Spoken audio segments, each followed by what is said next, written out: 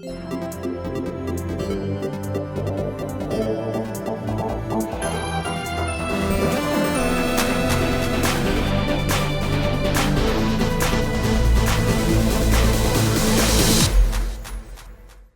good, everybody? Welcome to another episode of the What's Good Games podcast, your place for all the video game news, in-depth analysis, commentary, and funny stuff. Like Alexa Ray, Korea. I'm funny stuff. And Brittany Brombacher. You are funny stuff. And rounding out the funny stuff is Christine Steimer. Hi, I agree. Alexa's funny stuff. No. I'm Andrea Renee, and sometimes I attempt to be funny, but really, you guys are the funny part of this show. Aww. We need a straight man. Right? I'm just the person asking the questions, trying to keep it on the rails. Last week, we went off the rails. We appreciate you hanging in there for almost 3 hours of podcast. It was a lot going on. This week, a little bit lighter. See the rails. What was that, Steimer? I said we couldn't even see the rails last week. We were so far gone. It's true. Yeah. It's true. The rails weren't even in our purview. No. This week, because we are shooting a little bit early because of the holiday and because it's a relatively light news week, we probably won't have as much to talk about. I say now, 2 hours later, I'll be like, oh my God, you guys got to wrap this up. Before we get started, I have a couple things that I want to make sure you guys are aware of. First, we decided to launch a specialty holiday line of apparel. Woo! So if you head on over to teespring.com/what'sgoodholiday, you'll see our awesome holiday design created by the Hashtagonist. We think that he is wonderful, and thank you for that great design. Truth. You can get it in 4 different types of styles, and again, that's Teespring, so teespring.com/what'sgoodholiday. We have put it out on social media, but in case you guys missed it, we did get a few isolated cases of people letting us know that they had some misprints with their merchandise. If for some reason you have not been able to get that resolved on your own, we would love to help you expedite that. You can email us at contact@what'sgoodgames.com with your info. They discovered there was some kind of technical problem in our vector image file that was causing a color misprint. So hopefully that won't happen anymore, but we want to make sure that if you did get one of those misprints that you get a proper, how dare they, a proper piece of apparel. Misprinting our vectors. I know. Technology. Get out of town. Those people, but they've been really good about making sure, and we know that some of you have been having trouble on your own, so we would love to help you fast track that, as I mentioned. Also, we have a couple cool pieces of content that are out this week for our lovely, amazing, wonderful patrons. We have our Patreon exclusive video, which you can get for just $1 a month, less than the price of a cup of coffee. You can get access to us making wonderful, beautiful hand turkeys. It gets a little messy. There's glue involved, and somebody's googly eyes are perverted, looking at somebody else. I had a very lustful hand turkey. Let's just say. So if you'd like to take a look at that video, you can check that out. We will be posting that. It should be posted by the time this video goes live.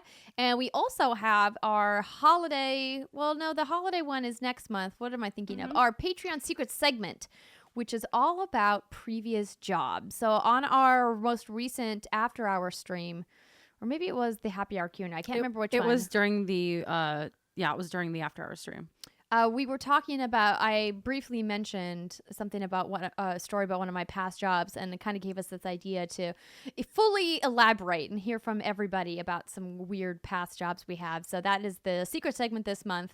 So if you guys want to check that out, that is also available in our secret segment tier at patreon.com/what'sgoodgames. Plus, Britt and I got the opportunity to play Chef Brigade with Tom Eastman, the president of Trinket Studios. That Let's Play is available at youtube.com/what'sgoodgames. We're going to talk about it a little bit in the hands-on segment, in segment 2 of the show. And also, we have 2 special pieces of content. One, I did 5 great gifts for the gamer on your list with eBay. That is an eBay-sponsored video on the eBay YouTube channel. Picked a couple things there that I thought would be fun gifts. And then we also did a special video, me, Steimer, and Britt. Now, this is not video game related content. Our patrons know that we like to talk about non-video game stuff in a lot of our Patreon exclusive content. But we got the opportunity to partner up with Match, the Match dating app. Oh, boy. To do a video about first date advice and kind of, stories about first dates. And so that piece of content is on our YouTube channel as well. So if you guys want to check that out, it's pretty cool. And good news, if you guys are interested in trying out the Match app, we can get you a 7-day free trial. Match.com/WGG. That'll get you 7 whole days to swipe around. You know you're going to be bored at some point this Thanksgiving holiday weekend. You might need someone to Why cuddle not with swipe after right all that up with turkey. people? Yeah, so if you want to browse some people, upload some information about yourself, maybe find love. My good friend, Jeff Kanata, actually got married through Match. His wife, they met on Match.com. So if you guys are interested, again, that link, Match.com/WGG. Match.com/WGG gets you that free 7-day trial. Okay. We've been busy. We have. We have. been. sure But have. you forgot to plug one thing. What? Go to thegameawards.com and vote for Miss Andrew Renee for Trending Gamer. Oh, yeah. You still got like a forgot. week? You know what was Trendria. what was interesting? We actually have a week and a half. The voting closes on December 6th. I didn't know that if you just Google trending gamer vote, you can do it on your phone, you can do it on your computer. Just type in trending gamer vote. There's it auto populates the vote. You can just click on my face and bam. you Click voted on for her the day. face. And you Click can on vote her face. You can vote every day. You guys, you can vote every single day. You On can every vote- device you have. You can vote through your Facebook account at thegameawards.com, or you can vote by Googling trending gamer vote. So, or both. Do it. Do it. Do it. I'll find Yeah. you if you don't. Trust me, you don't We want her will to all find hunt you. you She'll down. roundhouse kick you. Do it. Okay, I think that is enough for the plugs and stuff we have going on, but hopefully you guys check out some of that extra content. We've been working hard to bring it to you. Okay, so it's time to talk about some news. So as I mentioned, it's a pretty light news week since we're recording the show a little bit early, and also not much is going on, but Animal Crossing Pocket Camp launched this week. So it was supposed to launch on Wednesday, and it launched worldwide a day early on Tuesday, and already Alexa Ray is killing insects. Oh my God. We were starting this podcast and I'm just sitting there like catching bugs. I'm like, okay, so I need you ladies to explain to me what is the shtick with Animal Crossing. I've Wait. never played. Wait, So me I need neither. this too. I've also never played. So, So oh Alexa- man. Damn it. So the shtick. Okay, so while you organize your thoughts, in Animal Crossing Pocket Camp, players manage their own campsite. They can personalize and build up both their character and their campsite, which they decorate with a variety of buildings and furniture. Furniture can be crafted through collectibles, and the system works by visiting nearby recreation sites, doing favors for animal inhabitants, and collecting rewards. After that, players can head on over to the alpaca blacksmith Cyrus with their new crafting materials to create furniture. Different animals and different furniture preferences, so creating and decorating the campsite with their ideal pieces will entice them to come visit the campsite and increase their players' friendship level. That's a new feature for the series, and players can now keep an eye on how much an animal likes them. This is just a small description of what you can do in Pocket Camp. I've purposefully stayed away from this series because it sounds like something that would consume my life. It just Girl, sounds too addictive. Little Miss Farming games. Yeah. Yeah. Animal Crossing. is- But it makes Lay me it on me, mad. Alexa Ray. Because you would love this shit. Like this is No, This that's is- the problem. Is I would love it too much. So Goodbye, for- life. Are you afraid you would spend another $800 on something like this? Probably. I probably would, but that's fine. I'm not worried about it. Alexa. Oh. Man, I wish I could not be worried about that. I haven't spent any money yet. I've spent no money yet. And I was late in checking in on my husbandos today because I was playing. So the Animal Crossing shtick is you're the only like humanoid thing in a world filled by animals, and the animals like talk like people. Anthropomorphic animals. Is that the right word? animals. Yes. Yeah. Anthropomorphic animals. And you arrive. So in the latest Animal Crossing, which is similar to all previous Animal Crossings, you arrive at a place, and it's like you're new in town, and they make you the mayor, and they're like, "This is your town, so you can build new structures in your town. Can you imagine? You just walk into a town, they're like, you're the mayor now. You're the mayor now. Like, And in case you're like me and you were like, anthropomorphic, what is that word? I looked it up for you. It means relating to or characterized by anthropomorphism. Thanks, dictionary. What that basically means is having human characteristics. Yes. So these animals walk on 2 feet, and some of them are sassy, and some of them are creepy, and you basically just hang out with them. So you're building a town. You're walking around, shaking trees and collecting fruit, catching bugs, picking up shellfish, fishing, basically light farming elements. And you can buy furniture for your house, and you build out the inside of your house. And you build out your town, and you make friends with these animals and have interactions with them, and you basically run this little town. And that's the Animal Crossing shtick. They did New Leaf, Animal Crossing New Leaf, which came out a couple years ago in 3DS, was super popular. So they made a spin-off called Happy Home Designer, where you just designed homes for other animals. And Pocket Camp is sort of similar in that you are catering to the whims of the anthropomorphic animals around you in hopes of befriending them. So in Animal Crossing Pocket Camp, you are making a campsite, and the goal is to build things to put into your campsite that will attract other animals. And when they come over and they hang out with you, like you get rewarded for hanging out with them and making friends with them. And that's sort of like that element is very much like Neko Atsume, that cat collecting game that came out on mobile last year. So you're collecting friends instead of cats, although some of them might be cats. This sounds like Viva Pinata to me. Except no one's banging. Like make your garden to like attract the people, and they come, and then they make friends, and then they have little babies, and it's great. Well, no one's making any babies in this game. There's no baby. Well, It's very they much should add that. Or E for everyone. It's very much like a kid's game. No banging. No husbandos either. No, Viva Pinata was very much a kid's game. Oh no, I'm talking about Animal Crossing. Oh no, I know. No, but Viva I'm saying, Pinata, like, there was banging, and it was I mean, like it was just a mini game. You do a nice dance, and babies pop out. So yeah, Animal Crossing has it has a structure similar to Fire Emblem Heroes in that they're sort of daily quests. They're called goals, where it's like catch 5 fish, talk to 5 animals, bring in 1 new animal, use some honey to catch flies, whatever. And you're building your own space and collecting friends. That's it boiled down to its absolutely like base level. And you can spend in-game tickets to speed up the crafting of the items you need, so you're not waiting. You just have them immediately. And you can spend those tickets on like other stuff too. That's where the real world money comes in. You can literally like buy more tickets and then speed up everything, so you don't have to wait for anything to regenerate. You don't have to wait for things to be crafted. You can just have it all right away, and the faster things are built, the faster animals come and visit your place. So it's like Animal Crossing boiled down to its like simplest elements and put on your phone with the ability for you to pay more money for it. But you can play everything for free. That sounds familiar. Yeah. But That's like not a new mechanic. Yeah. But I've been playing for like maybe 8 hours or so, and I haven't spent any money yet. The in-game currency you can get pretty easily if you just like do stuff. I haven't found myself waiting for anything really. So I don't really know what wall I'll hit that will make me start paying money. Because I don't have to like, there's no husbandos that I want. I'm sure. It's there. When I find it, it'll be there. You're doing this right now. You're just like slowly reaching in the dark, like trying to not slam into it. Yeah. And you can make your character look like you too. Are you enjoying it? Are you having fun with it? I mean, yeah, I'm got like super addictive personality and like stuff that's just like complete this task, collect this reward.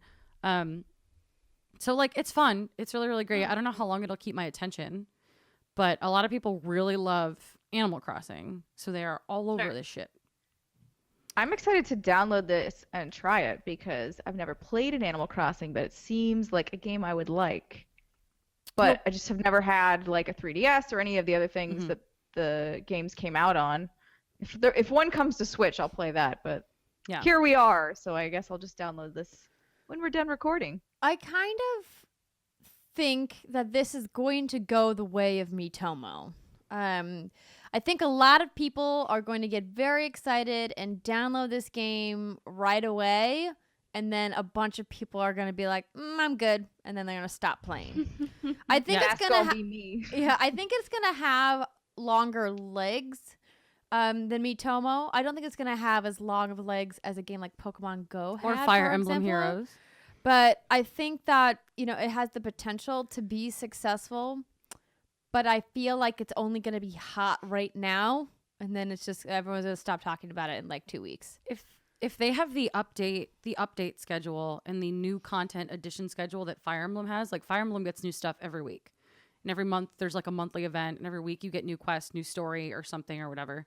So if they add a bunch of new stuff that people want, like, yes, I can see people coming back to it. But if this is the game and that's it, and they're not going to be adding stuff in regularly, then I can see where drop off would happen.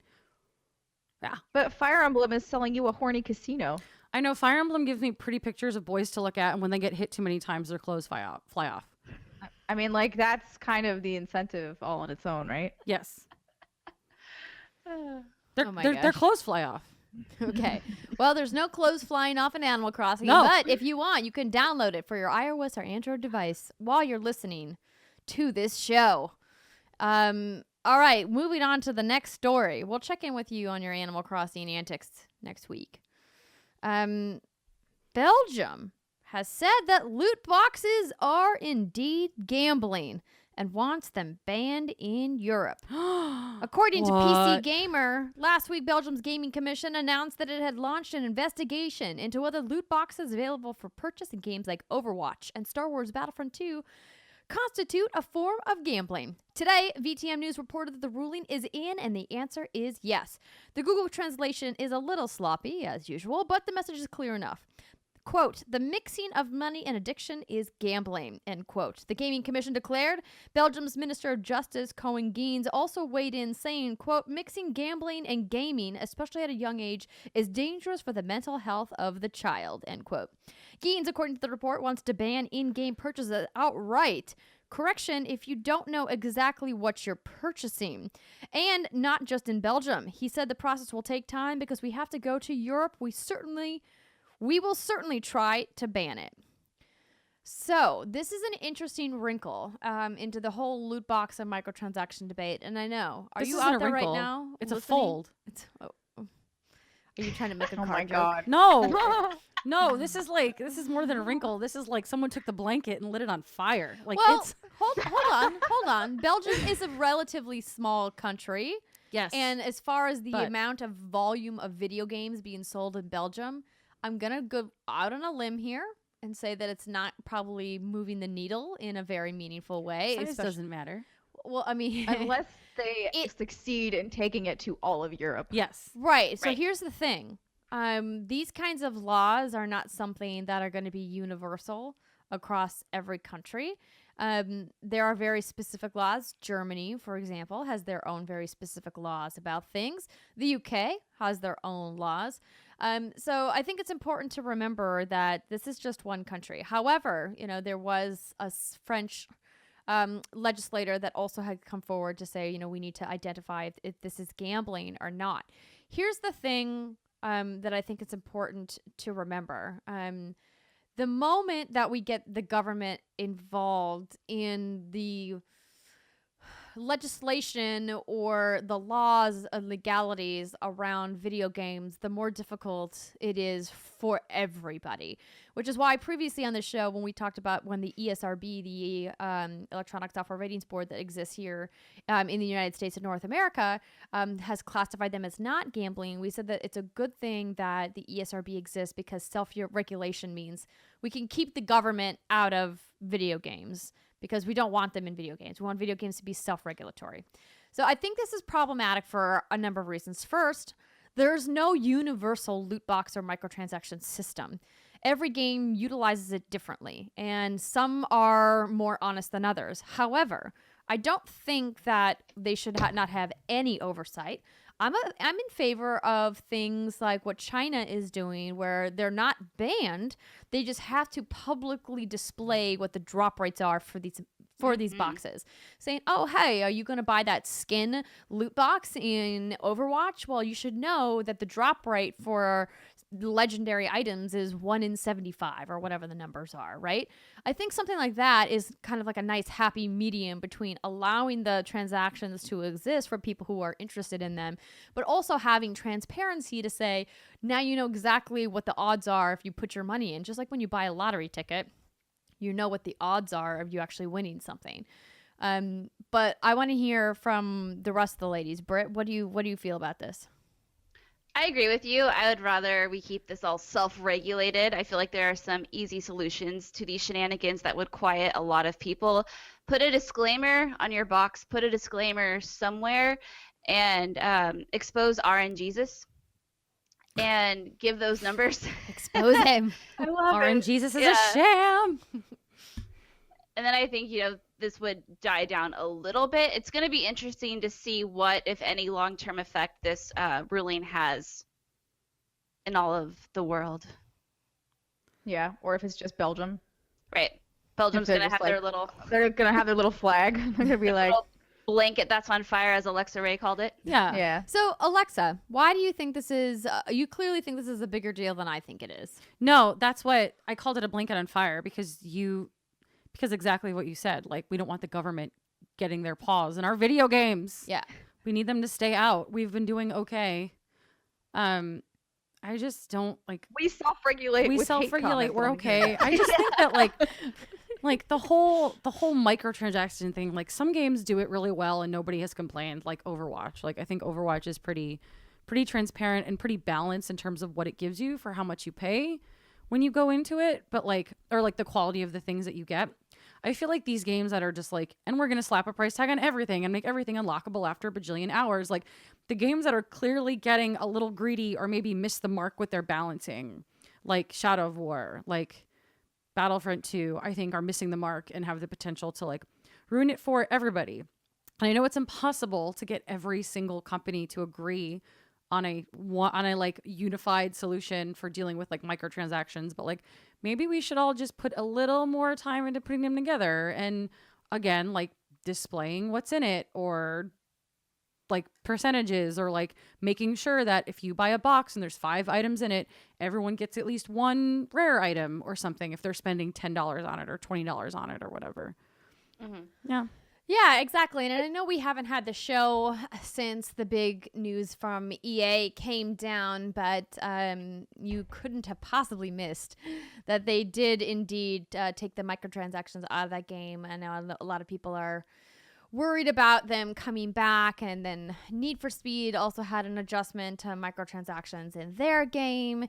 I think the whole idea of microtransactions is clearly running amok right now. And I think that there is a way to do them successfully. We just need to rein back the greediness that's happening. So I in case you guys missed it, I did an interview with the CBC, a Canadian news outlet that also aired on NPR about these transactions. And, I think my biggest takeaway there was that there's a fine line between funding game development and ongoing live services through microtransactions, like a game like Rocket League does, for example. And then there's a difference between adding in transactions and in-game content purely to drive profits. And clearly we're seeing too many publishers now falling on the side of profits over content. And I think that we need to get back to the other side where it feels good.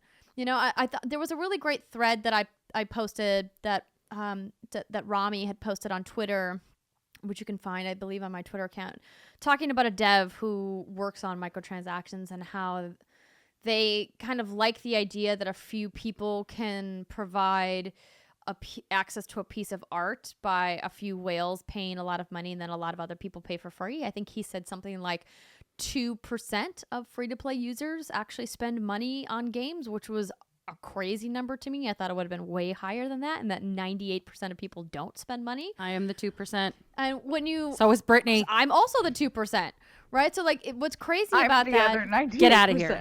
You're in the 98%? Yeah. But what's crazy about that is that I assumed that number was much higher. And for how many people are outraged on the internet, it sure sounds like it's a lot higher. But I think it's important to know that thread was in particular about free-to-play games and not about these $60, $100, $60 to $100 games who are adding in transactions. But I will bet good money that that Battlefront 2 either does not reinstate its microtransactions or they come back like super duper duper baby ass limited.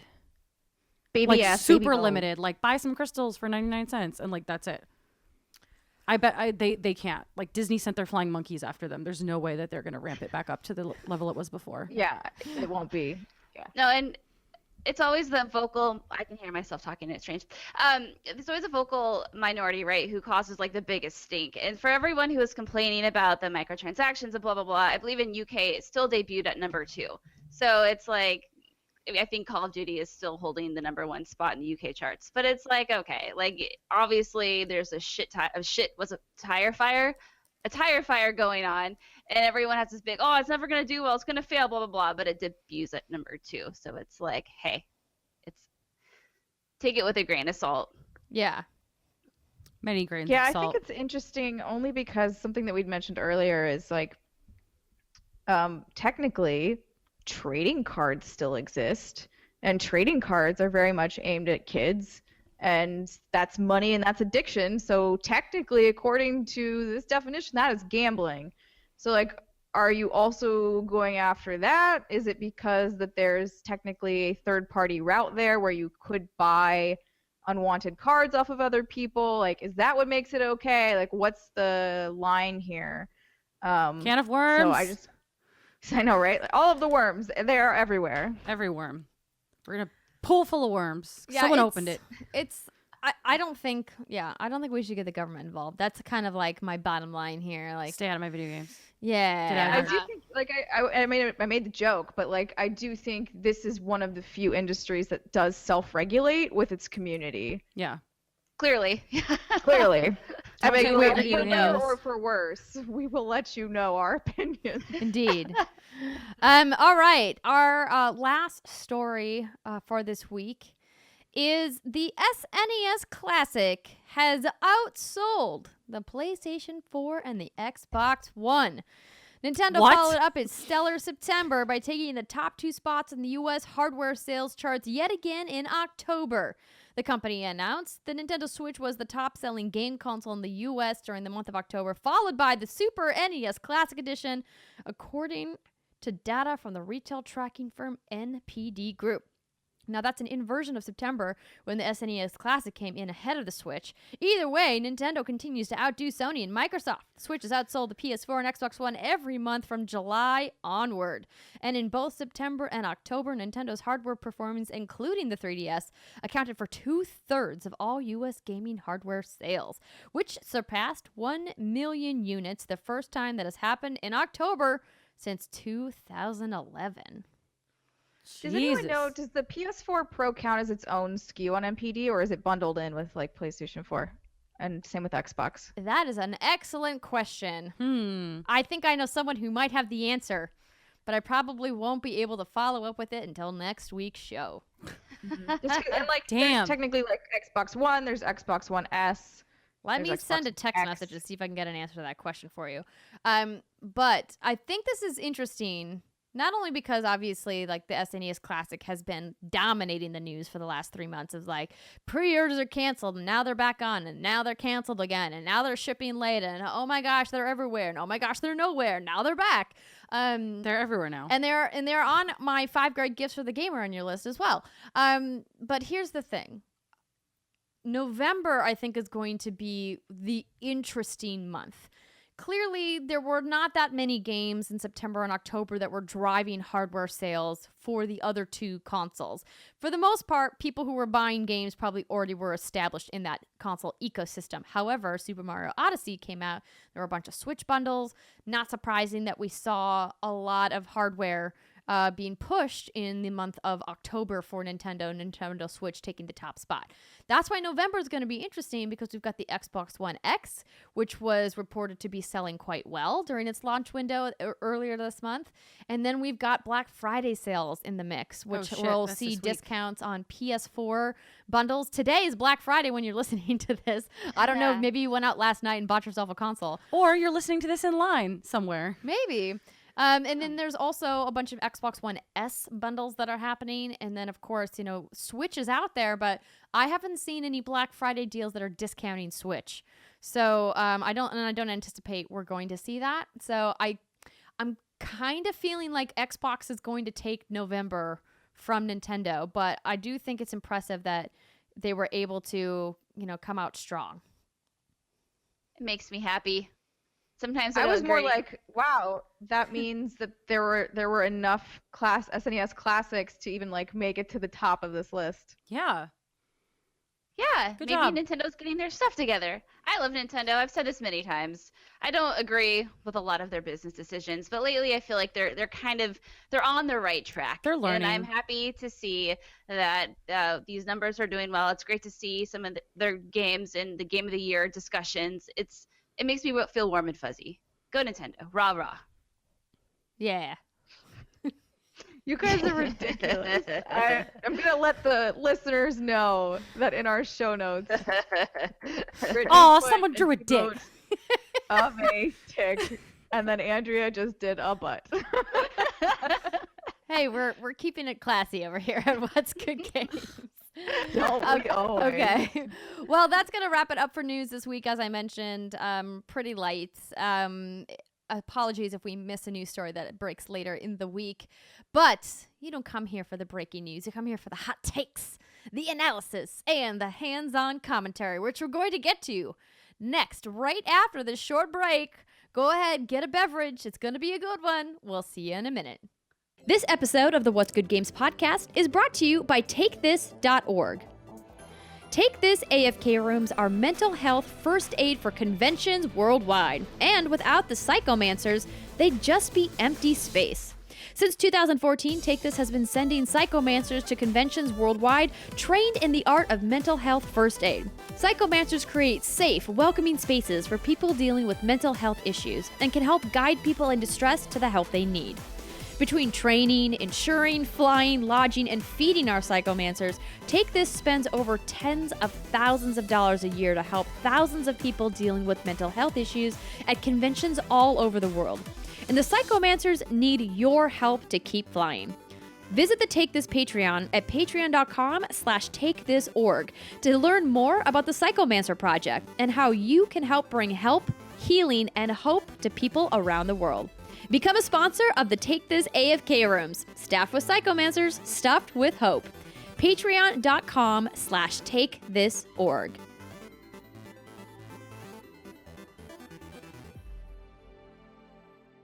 Welcome back, everybody. It's segment 2 of the What's Good Games podcast. On the break, some interesting topics were discussed. Some of them safe for the podcast, some of them not. One of them safe for the podcast. All of the people responding to Alexa Ray's very intriguing theory about Mario in Super Mario Odyssey. Is he dead or not? If you missed last week's show, Alexa had a pretty fleshed out theory about what happens to Mario in this game and what allows Cappy to exist.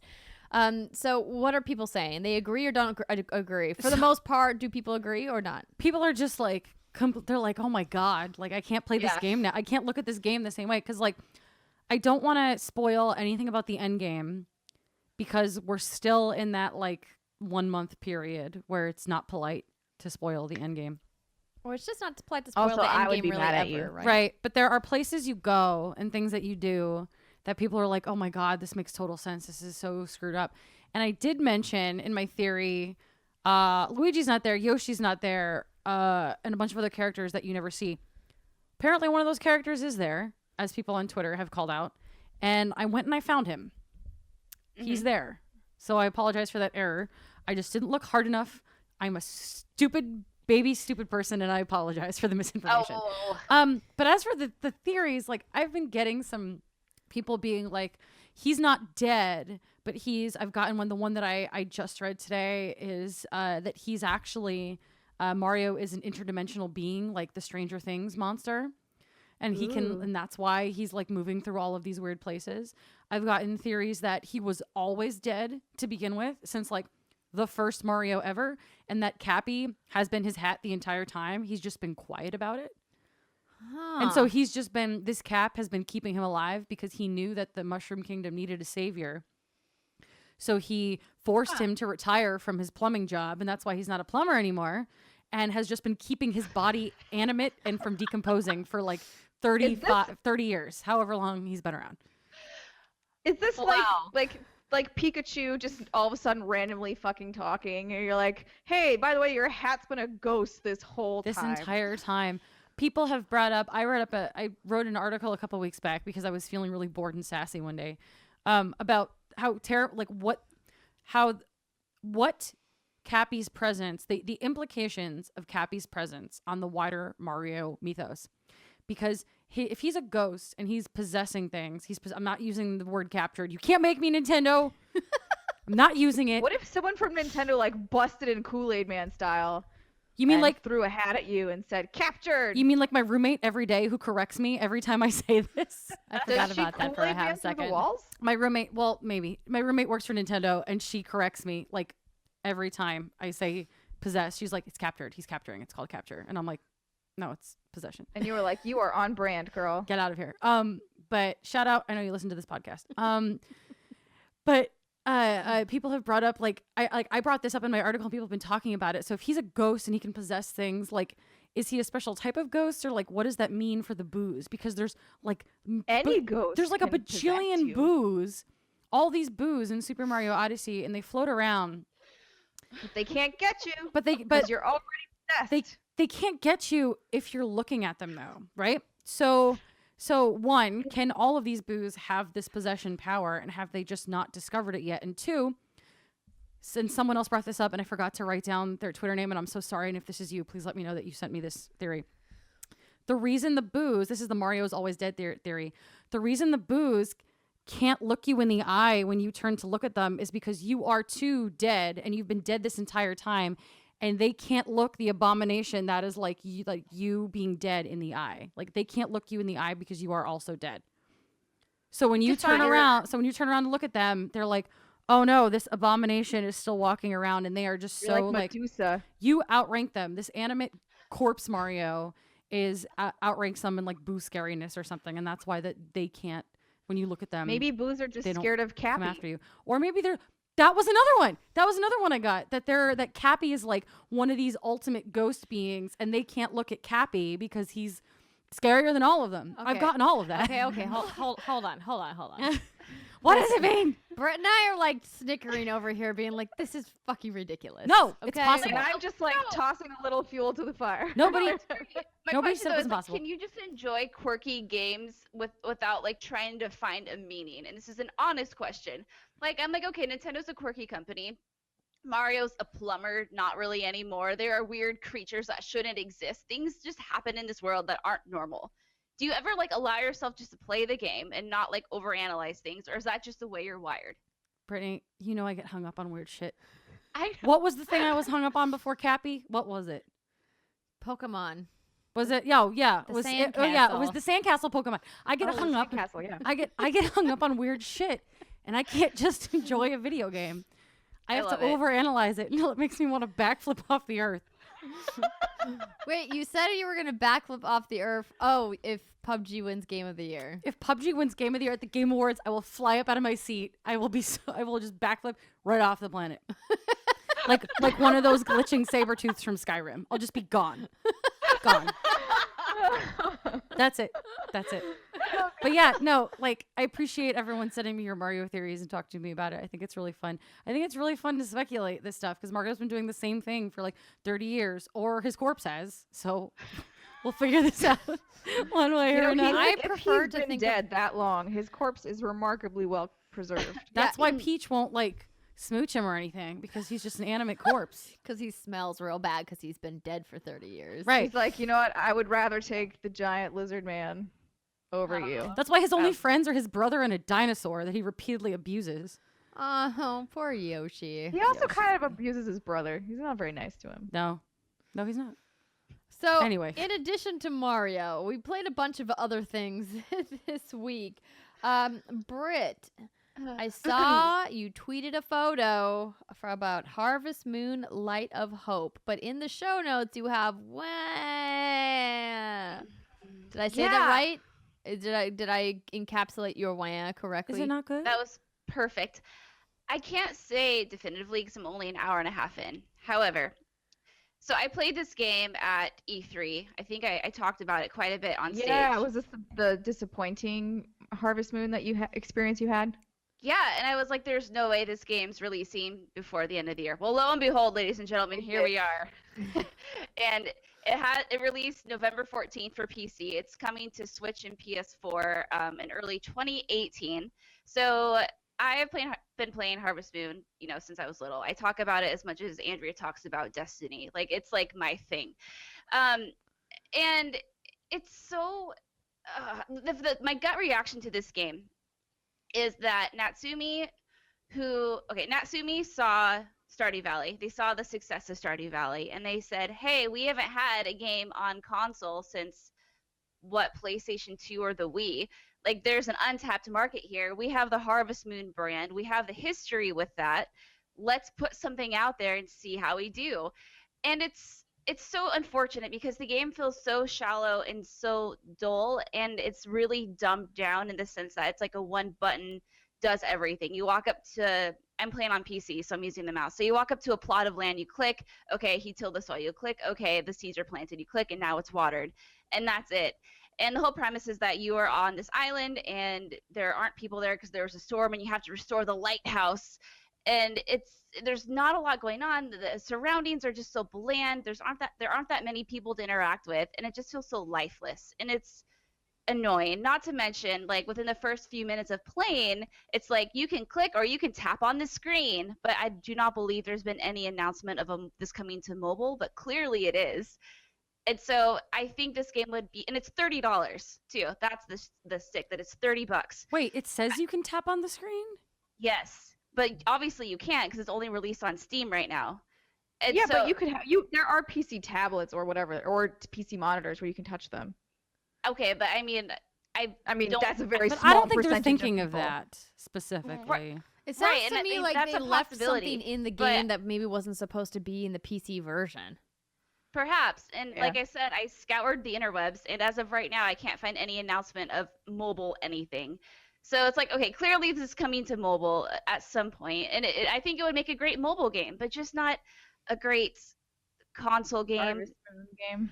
Yeah, I mean, after like an hour and a half of playing Stardew Valley, like I should be buzzing by now. Like Stardew Valley, I was like, oh, I'm so excited to grow this, and I'm gonna go talk to this person, I'm gonna go get these materials, and then I'm gonna try to get my first animal. And I'm like, okay, there's so much stuff to do. These games are my bread and butter. But with this one, I literally just walked away from it after an hour and a half. I'm like, I can't do this anymore. Oh Britt, no.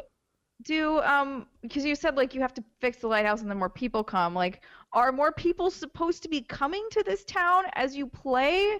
And is that where you will find your husbando? How do you know when you're done? Like, what, or do you even know? Yeah, that's the premise. Is you find these coin things, you put them in the lighthouse. More people are supposed to come. But what I think. But even so, knowing that more people are coming, the first like hour and a half, I'm like, this is really bland. This is boring. Whereas in Stardew Valley, it feels like there's a lot of heart, a lot of passion, a lot of thought and care going into this. And if you're going to release a farming game on PC, knowing that Stardew Valley is out there, you should strive to at least be on par with that. And the characters are just so bland, and they all sound the same, and it's just, ugh. So I'm sad. However, I'm going to try to give it a few more hours. Maybe I'll have a drink. That might help me get Drunk through Harvest it. I hate Moon? saying this. I hate saying it, but it's the Story of Season and Stardew Valley. Those are the real farming games, in my opinion. Maybe this one's just a miss. Maybe, they had intended it to be one style game, and then it kind of got away from them, and then they were like, well, we're this far into it, and nobody came in to be like, maybe we should just axe it, right? Because sometimes that has to happen, and it sucks when game development gets canceled, but if the end product is going to ultimately hurt the franchise, if it is part of a franchise, maybe that's the right call that they didn't make here. I mean, but it seems functional, right? It just isn't fun. It's a little buggy. It crashed once, which isn't a big deal. It's just, if you've seen the graphics, it looks tablety or mobile-y, and the person runs, it's just like one static animation, and then instead of like having a turn animation, they kind of like, I guess what I'm trying to say is it lacks polish. And normally I would agree with you, Andrea, but what happened many years ago is Natsumi has the trademark to Harvest Moon, but the original creators of Harvest Moon split off and now they're working for Xseed Games. So that's why those Story of Season games are so well done, is because those are the original team. And Natsumi just has the trademark. So now they're just kind of putting out games under this Harvest Moon title. And the past few haven't been that great either. And so I hope they find their footing. But like I said, if you want that Harvest Moon experience, you got to go to Story of Seasons, because that is literally the same team making it. Interesting. If it's so poopy, I don't understand why they're still making them, because localization is not cheap. Yeah, I don't know. I've seen Harvest Moon at every E3 like the past several years. They generally have something coming out, and every time I walk away feeling a little underwhelmed. Well, I'm guessing that they probably have some kind of legal agreement that in order to retain the license they paid for, they have to put out X amount of games. That's usually how licenses work. In order to like maintain your ownership, you don't just pay a fee and are like, okay, you get it. Part of the terms usually mean you have to put out X amount of games, because they don't want to just sell the license to someone and then have someone park on it, right? So at least that's what's happened with other licensing deals that I'm aware of. That's really disappointing to hear. I hope that they can turn it around, or if at the very least, you know, if they decide that they aren't going to continue, like, I mean, make it a mobile game then. If that's the style of game you want to make, like, go for it, you know, but slash the price, put it on mobile, and I think you'll have something acceptable. But $30 for this, it's like, Anyway. Well, I'm sorry that you aren't having a good time. Steimer, are you having a better time playing games this week? Yeah, I am. So, at your house, we were all cozied up. Like, so John and I were playing Mario Odyssey on our Switches. It was pretty cute. They both had their Switches on the couch, and I was playing Frozen Wilds on the TV. You basic Switches. We were adorable, and almost missed my flight. True story. No. It was like one of those things where I was like, I asked, I think, Andrea a question about something else, and then I happened to catch the microwave time, and I was like, is that right? Is it 4:30? Because, like, we gotta go. It was like, oops, we've just been, like, went into video game world for a little bit too long. But I haven't gotten to any of, like, the weird places that Alexis talked about just yet you wait. for Mario. I'm in New Donk City, so, like, Yes. yeah. But then I finished Battlefront 2 last night. Ooh. It was one of those things where I actually kind of had to like force myself to keep like to like finish it. And then I eventually like turned on some music and played it, and then that was better. Although I do think I actually liked the ending. Like, I think that the ending leaves something interesting. Well, obviously won't say what it is, but like it was an interesting premise / hook. And I was like, oh. Well, it's okay, supposed like, to be set between episode 7 and episode 8, right? I'm pretty sure. Episode. I don't know Star Wars. It's so I don't know. episode. No, it's episode 6 and episode 8, because it begins. Right, so it begins after the last Jedi. Oh, excuse me, after the Return of the Jedi. It begins as the final Death Star. It begins on the Battle of Endor, so it starts right at the end of the movie. And then the progress has you through episode 7, and then you see some characters from episode 7 who I won't say, and then you kind of like go beyond what happens in episode 7 leading into episode 8. Yeah, that's the part I found interesting, for obvious reasons. Yeah, but the gameplay, I know there's been conflicting reports. My experience so far with the Battlefront 2 campaign has been, I've enjoyed it. I've enjoyed the diversity of gameplay. However, I haven't played enough of it to the point where it's gotten too disjointed, which has been its main criticism from people that I've talked to that didn't like it. How did you feel about the multiple protagonists? I don't mind multiple protagonists. But I did find it was a little jolting sometimes. Like, it was like, you're this character, now you've showed up as this one, and I'm like, wait, what? Like, I don't mind playing as this person, but what's happening? Like, and part of that is, I mean, so take it with a grain of salt, because I'm not super into Star Wars, so I don't follow like the threads very well. I'm like, I understand the characters and their motivations, but in terms of like what is happening as an overarching story, I don't know. And so for me, it was just like, all right, you show up as bro dude or lady dude or whatever, and you, not lady dude, I don't know why I said that, but and you just like have fun powers and you mess around, and that's how I kind of viewed the campaign, which is why I think I was sort of kind of getting tired of it towards the end. Because I was just like, I don't know, there's a story here, but I don't quite get it. But I also don't know this world super well. I just watched the movies. Right. Did you finish the campaign, Alexa? I did. So, did you find the constant changing of mechanics? Because as you change protagonists, the mechanics change. Because obviously, I'm not going to say who to spoil it, but you do play as some people with powers other than guns, and so you're switching. Yep. You're switching between, guns and Not other guns. other Guns and kinds not guns. of It's guns and not things. guns. And so. And then you're in and out of the space sequences. You're flying in a spaceship, and then you're back on the ground, and then you're back up into a spaceship, and then you're back on the ground. Did you find that to be exhausting or exciting? So, I dislike Battlefront 2 for a myriad of reasons. But the thing that irks me the most about this game, and like people, I'm guessing that a vast majority of people are coming to Battlefront 2 not for the single player campaign. They're like, whatever, we just want to fly some TIE fighters in space. Starfighter Assault is probably my favorite mode. I think that one's done really well. They're not coming here to play. The story was secondary. People complained about it after the first Battlefront, but what that game lacked was balance in its multiplayer, not a single player. And the thing that irks me the most about this is not so much the switching mechanics. I thought the gameplay was fine.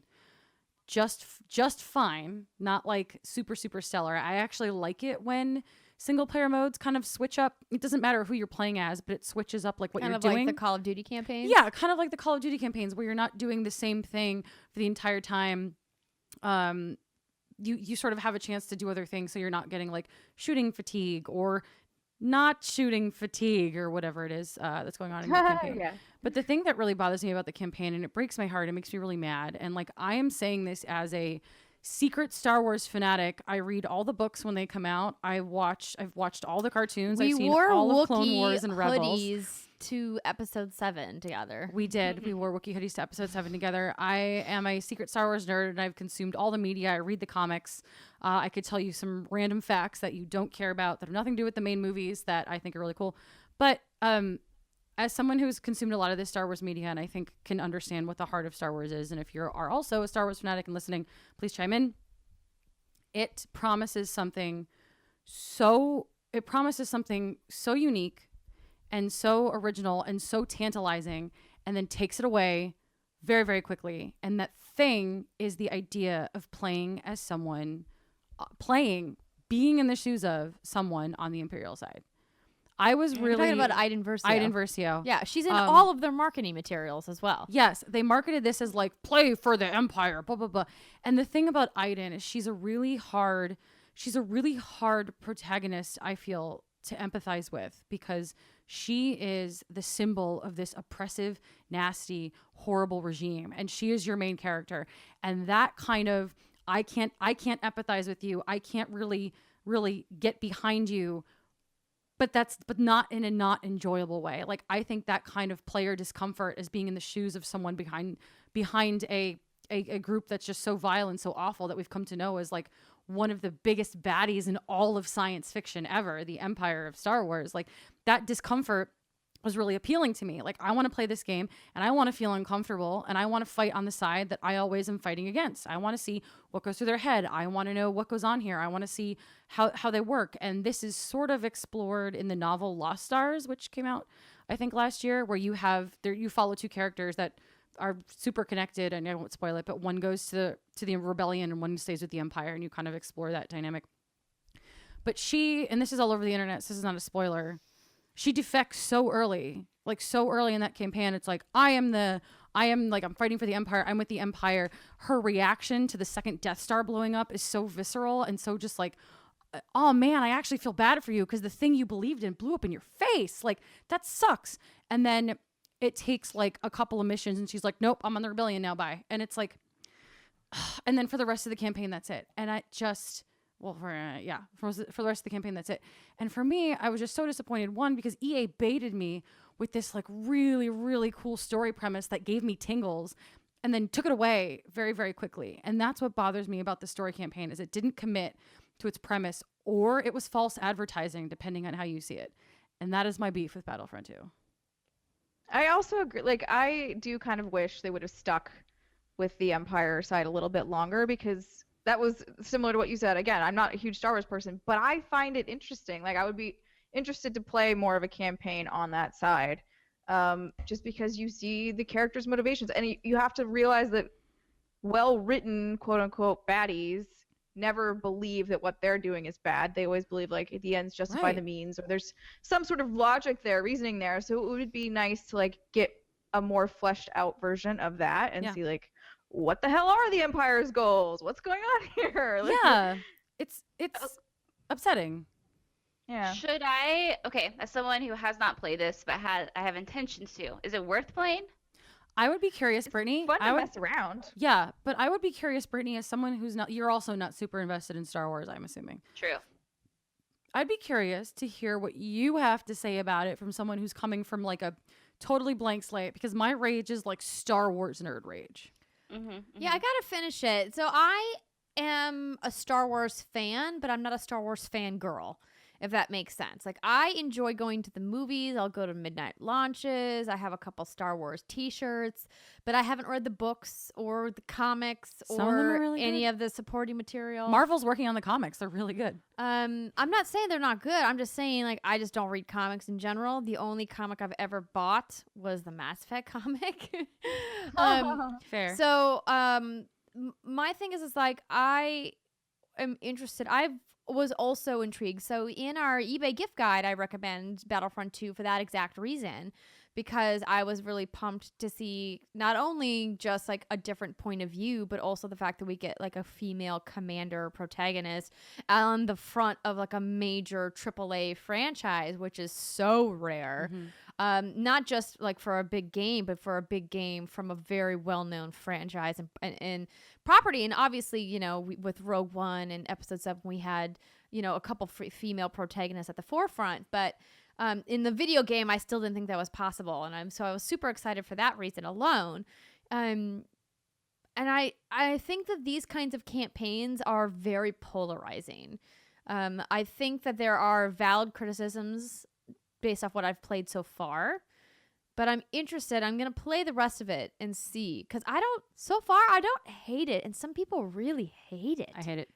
Really? Yep. I did not hate it. I had a good time with it for a while. It was just kind of, I think, I don't know, it may have been more of my mindset of like, I want to finish this so that I can finally check something off of the giant list of things to do that I have. Yeah. So that may have tainted it a little bit.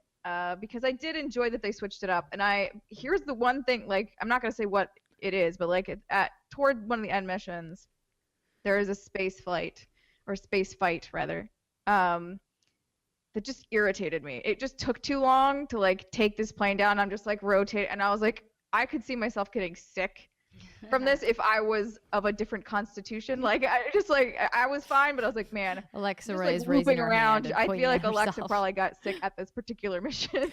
I got so sick, I had to get up and take Dramamine and lay down for like 30 minutes, but I got through that thing.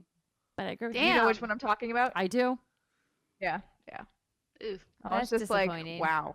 Noted. I had to drug myself. I had to drug myself to get through it. Although, like, whatever. Like, not everyone is a weak baby-ass baby like me. So you probably had an easier time. But no, that particular one got me sick. Starfighter Assault is fun as heck and makes me very ill. You push through the I haven't pain. played I pushed that. through it because I wanted to play it. I was really interested in playing it. But Battlefront 2 story campaign, you duped me, EA. You duped me real good. I signed up for one thing and you gave me another, and it made me really, really sad. Well, I'm interested to play the rest of it now. We should do a spoiler cast for it. We really should. Yeah, we could do that. Once we all finish playing, it's not too long. We could probably muster that maybe for next week. We'll see. No promises. I'm done. Woohoo! I can do it. Cyber's like, I'm ready to go. So I have been playing a couple different things. So I finished Frozen Wilds and Horizon Zero Dawn. Loved it. Playing that DLC made me want expansions for all of the different tribes in the game. going into the country of the Banuk and kind of learning more about who they are as a culture and as a tribe, and where the shamans come from and how it ties back into the main story. And once again, just like this incredible narrative work that Guerrilla did with explaining how the machines and how the Banuk have discovered the machines and relate to the machines ties into the overall narrative of what's going on with Project Zero Dawn, has been really, really exciting. And if you guys haven't yet played it, again, just love that game. I'm not going to continue, Alexa Ray. I just had to I just wrote a note down that was download Frozen Wilds because I keep forgetting to do it. Yes, do it while it's still on sale for PlayStation Plus. You can get it for $14.99. Yeah, By the time we record next week, I will have finished this game. Good. I promise. I promise. I promise. Damn, girl. I promise. How far into it are you right now? 3 hours. Oh, you got a ways to go. I know. I have a ways to go. But you have Thanksgiving weekend. I do. So hopefully Now I've you'll got sink shit to some do. time in. So I don't want to go too far into that because I did talk about that a lot last week, and you guys already know that I am in love with that game, but was very impressed with the DLC and just how much content is in that expansion pack for $20, but really for 15 if you're PlayStation Plus. It's a lot of stuff. There was even some stuff that I didn't go back to do because they added another hunting lodge, and I was just like, I can't. I got too I much was. else to The hunting play. lodges were fine, but they weren't my favorite thing to do. Yeah. I did want to talk about a couple smaller games. The first one was called Real Human Basketball. This is a game that I played at the Day of the Devs, Ooh. the indie game celebration here in San Francisco. I didn't get to play a lot of game. I watched a lot of people play games. There were just so many people there, and congrats to Double Fine and everyone there for putting that event on. It really is a fantastic celebration of game development. There were just I have the privilege of being able to go to so many shows throughout the year and getting a fast track to play so many of these games that I didn't want a button line at Day of the Devs to take a controller from people who were out celebrating. So That's very kind of you. I watch over people's shoulders. Normally, that's not what I do. Normally, I'm like, here's my press badge. Let me cut the line. Oh, yeah. But I got too many games to cover. But for this day, I was happy to just talk to some devs and see some of my friends who work in the business and just kind of relax. But I did play this game. So let me look up who the dev team is so I get it right. But so the premise of the game, it was 4v4. It's a PC game that we were playing on NES Classic controllers. And the idea is that there's two giant robots and four people you're these tiny little characters, and the robots are easily 20 times your size, and you and your three companions go and jump up inside the robot, and you have to pull a bunch of levers by pushing these buttons to control the robot. So you control whether the robot moves back and forth, whether it has moves up or down, and then there's a button for thrusters to give yourself more of a boost, and then there's a magnet. So let me describe the shape to you. So the body of the robot is round-ish, more like ovalish, and it's got these legs, like long legs, and then it's got this magnet arm. So think like the giant U-shaped magnet, and it's on this little arm, and it rotates around the body of the robot. And so the idea is you use the magnet to grab a basketball, and there's two nets, just like a basketball court. But basketballs aren't made out of metal. I know, but just suspend the disbelief.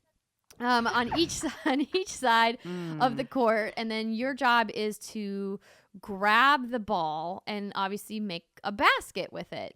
But the thing is when it's 4v4, that means you and your three teammates have to communicate as to who's operating the magnet, who's going forward or backwards, who's running the thrusters, to try to all make it work together. And it was Sounds like chaos. We I'm would looking fail at this game. screenshots. This thing looks bananas. So Powerhoof is the dev team that is making this game, and there is a free demo on itch.io, so itch.io. And it's called Regular Human Basketball. Yes, sorry, regular human basketball. That's I not- called it real human basketball. It's regular human But basketball. it's not regular human basketball. Is that the joke? No, Yeah. you're a robot. So no, you're the Robot Power Magnus Rangers basketball. robot Essentially. playing basketball. Yeah. I mean, if it was called real human basketball, that was a really funny mental image. I wasn't quite sure like what the screenshots were going to show when I Googled that. Like a basketball comprised of humans. I don't know. Ew. But Ew. it was really fun, and I can imagine it being a super I got fun touched. party game. I told them, I said, you must bring this to Switch. I said, with all of the Joy-Cons and how easy it is to use multiple controllers, it seems like such a perfect fit.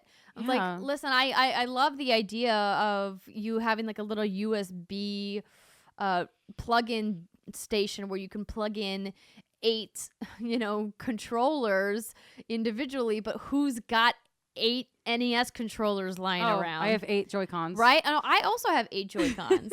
Don't ask why, I just have a bunch of Joy-Cons, okay? So I just have 2, like a regular human. right, but the thing is, like, Hey. I told them, I was like, this would be such a perfect platform for this game, but it's really cool. I had a great time, and it makes for some great competition and some smack talking, and of course the communication that happens with your team as you're trying to move, your robot around was really fun. So that was a cool thing if you guys want to check that out. I also had played this week, as I mentioned at the top of the show.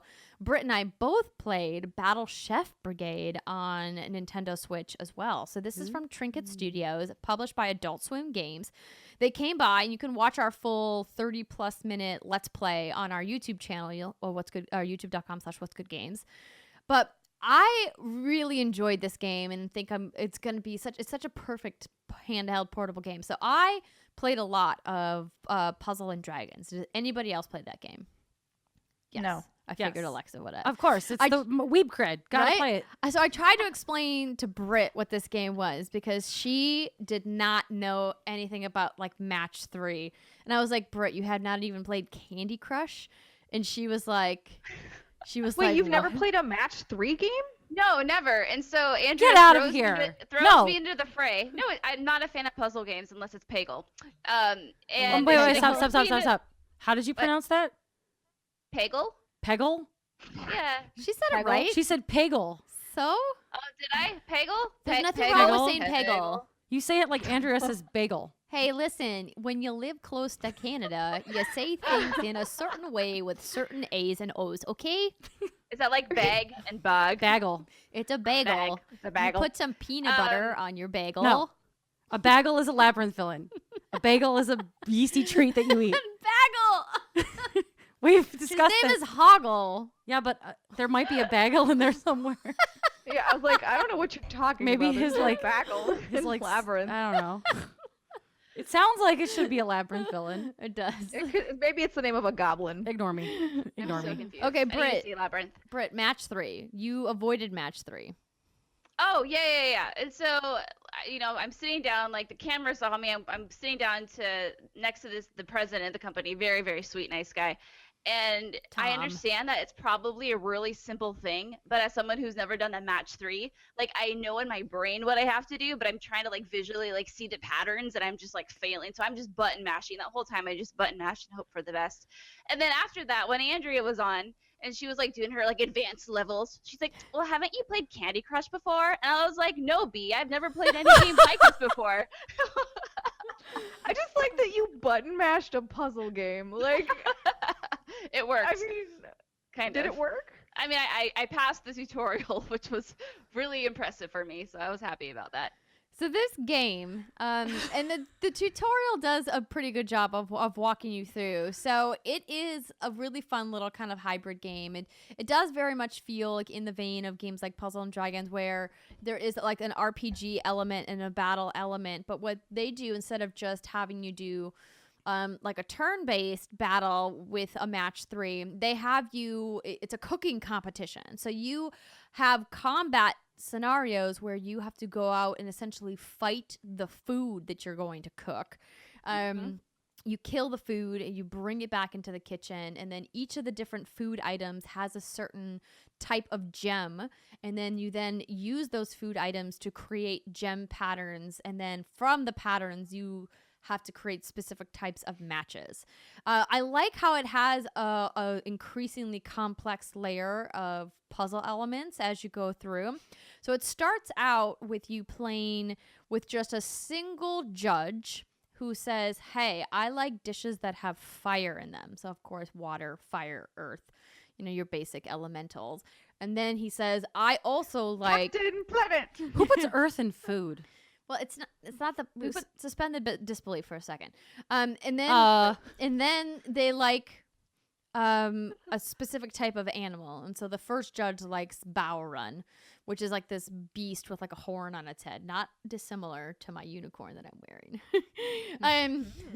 And so the idea then is that you listen to what the judge likes and wants in their dish, and then when you're out hunting, you want to try to go after those items. Go after items that have fire gems, so like the red gems, and then go after the bow run specifically to add it into the dish, because then you are judged, you get points if you incorporate both of those things. Very like Iron Chef, Chopped. If you guys watch anything on the Food Network, Chopped. They got a lot of Yum. inspiration from cooking shows and cooking competitions. And it's really fun because it eases you in. Even if you're like Britt and you're not really familiar with Match 3, I would encourage you to maybe spend some time in a very easy Match 3 game like Candy Crush. And there's a bunch of them out there. But you basically just line up basic patterns. But as it goes along, it gets increasingly more difficult. So what we did when Tom was here is we jumped right into some of the daily cook-off challenges where there are 3 judges and each of them have a different elemental preference, and then they each have a different animal preference or fruit or vegetable preference, a food type preference. So you have to make all 3 dishes, and then you have to serve all 3 dishes in the specific time limit. And yeah, that's when it gets so that's when it gets like complicated and gets your brain really has to do some work, and that's what I really loved about it. And what's great is that it's in this anime art style, graphic novel I believe is what he called it, and it feels very Japan in that way. There's a husbando in it. Oh my gosh, yeah. the host of the cooking show that you're competing on is very much husbando I'm material. so glad I've introduced you to husbandos, Andrea. I'm learning about the husbandos. Yeah. And you play as this girl named Mina. There also is the ability in some of the challenges to play as her friend that she meets, Thrash. And essentially she's trying to win a spot to become part of the Battle Chef Brigade, to be part of this elite group. And it's pretty cool, and I think it's great for Switch because it's such great on-the-go gameplay. And you can like pick it up, play a couple rounds, and put it down and come back to it. I'm really looking forward to playing more of it. Britt, what did you think of your time playing the game? So it was the first time I've done a match 3. So you take something I've never done before and you add a time element to it, and I was being timed. I was telling Andrea and Tom that it was more stressful than the opening scene of The Last of Us. It was very, very intense for me. Wow. Alexa. No, but I hear you. And especially like Alexa's face. you're recording it. I understand. Well, no, not just because being recording, but it was like, oh my god, I'm being stressed. I don't know what I'm doing. I have to do a puzzle. I have to kill things. However, that said, I would like to spend more time with it when I can just like kind of make mistakes and not be judged by it, like Andrea on the off camera. It's just match 3. No, listen, I was giving you a hard time because I love you. But it is just match 3. But here's what I'll say. You said there was like a fighting element. Like, how hard is it to kill the things you want to eat? So you have basic attacks and you have magic attacks, and then you have certain combos you could put together.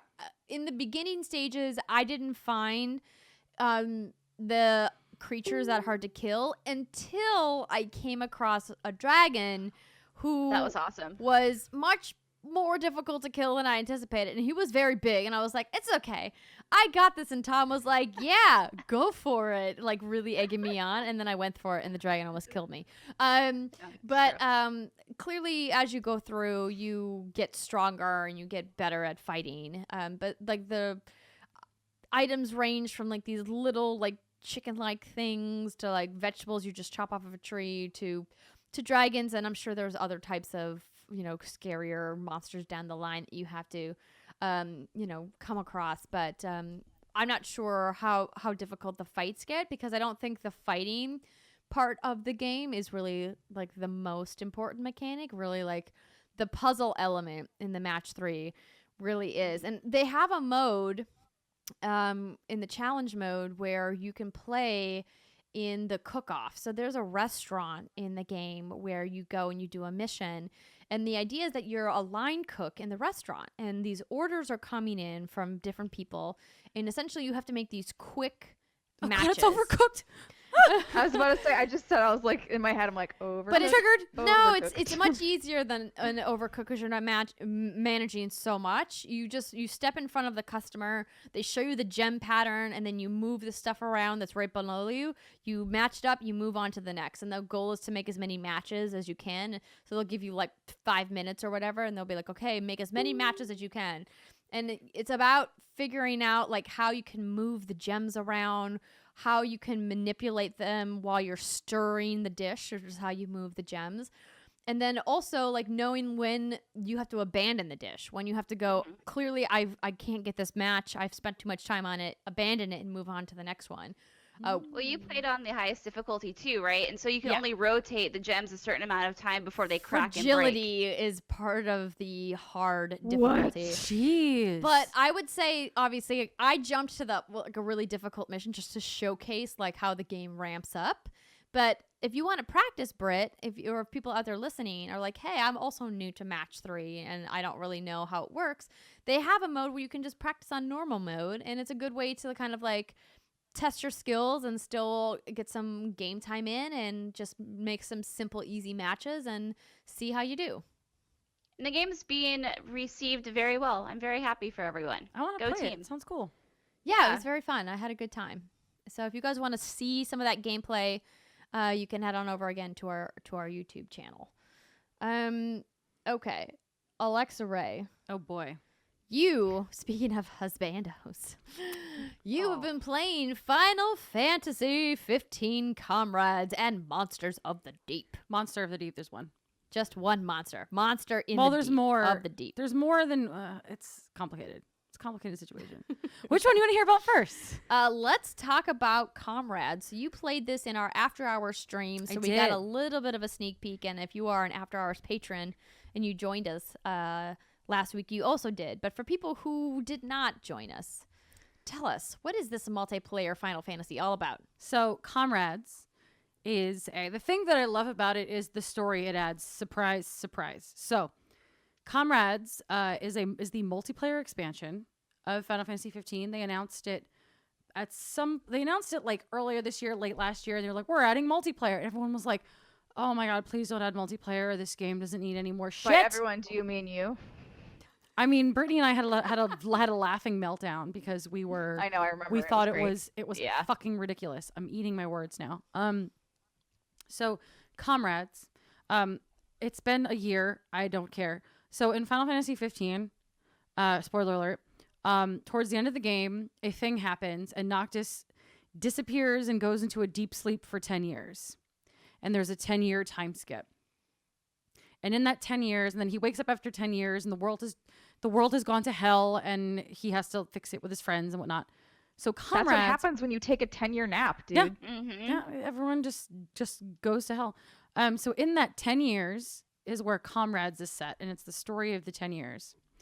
But Comrades connects back to the CGI film Kingsglaive, Final Fantasy 15, because you play as a member of the Kingsglaive, which is one of the elite soldiers that guard the royal members of the House of Lucius, the ruling family in the Kingdom of Insomnia, and basically the protectors of the crown and the protectors of the land. So you're playing as an elite soldier. And in Comrades, you wake up with no memory or very little memory, and you're told, you're a glaive, you have this power. We don't know, we haven't heard from Noctis in, however long, like we don't know where he is, but the world is overrun with monsters because Arden, the big bad, by this time has like pulled his shenanigans and everything is crazy. Sorry. And so you have to kill monsters and help the world rebuild itself because there was this big cataclysmic thing that knocked out all the power. And what you're doing is you are fighting monsters and collecting meteor shards for energy. And this energy can be used to electrically power up the city that you're in. And as you power up your city, you can send electricity to other outposts around the world of EOS and get them back up, unlock new quests, and then also do things like power up shops to buy and upgrade better weapons, to buy new clothing, all that stuff. So you're basically restoring the world from zero. Like it's like basically like the Walking Dead apocalypse. Nothing is working. You have to make it work. Except instead of zombies, it's demons. So And weird spider monsters. My first mission was weird spider monsters, and I was very upset about it. So the thing about Comrades, and the thing that makes Comrades worthwhile for someone who is invested in the Final Fantasy 15 story is there's actually quite a bit of content here story-wise, and you also get to see a bunch of your old favorites. So if you watched Kingsglaive, you know who Libertas is. Libertas was a secondary character who was not as important as Aaron Paul's character or Lena Headey's character or Sean Bean's character. I forgot they were in Yes, this. they were. Yes, they were. So he was not as important, but he's the person who picks you up and introduces you to the world of Comrades. And it's really great to see him because I feel like by the end of Final Fantasy 15, unless you're in the throne room and you notice the illusion of the main character of Kingsglaive's corpse hanging from the ceiling, there's really no connection to Kingsglaive. So this connects back to Kingsglaive. And you and he sort of tells you what's going on, and you get to see like Sid and Iris and all of these characters from the main game as you go along your way. And some of your quests, like you fight Prompto, which I had a friend, Kim Wallace over at Game Informer, was fighting Prompto, and the photo mechanic is in the game. And Prompto took a selfie after he had frozen her. So she's like frozen. I saw that. She's frozen in game, and he's like behind her, like frozen like body over here.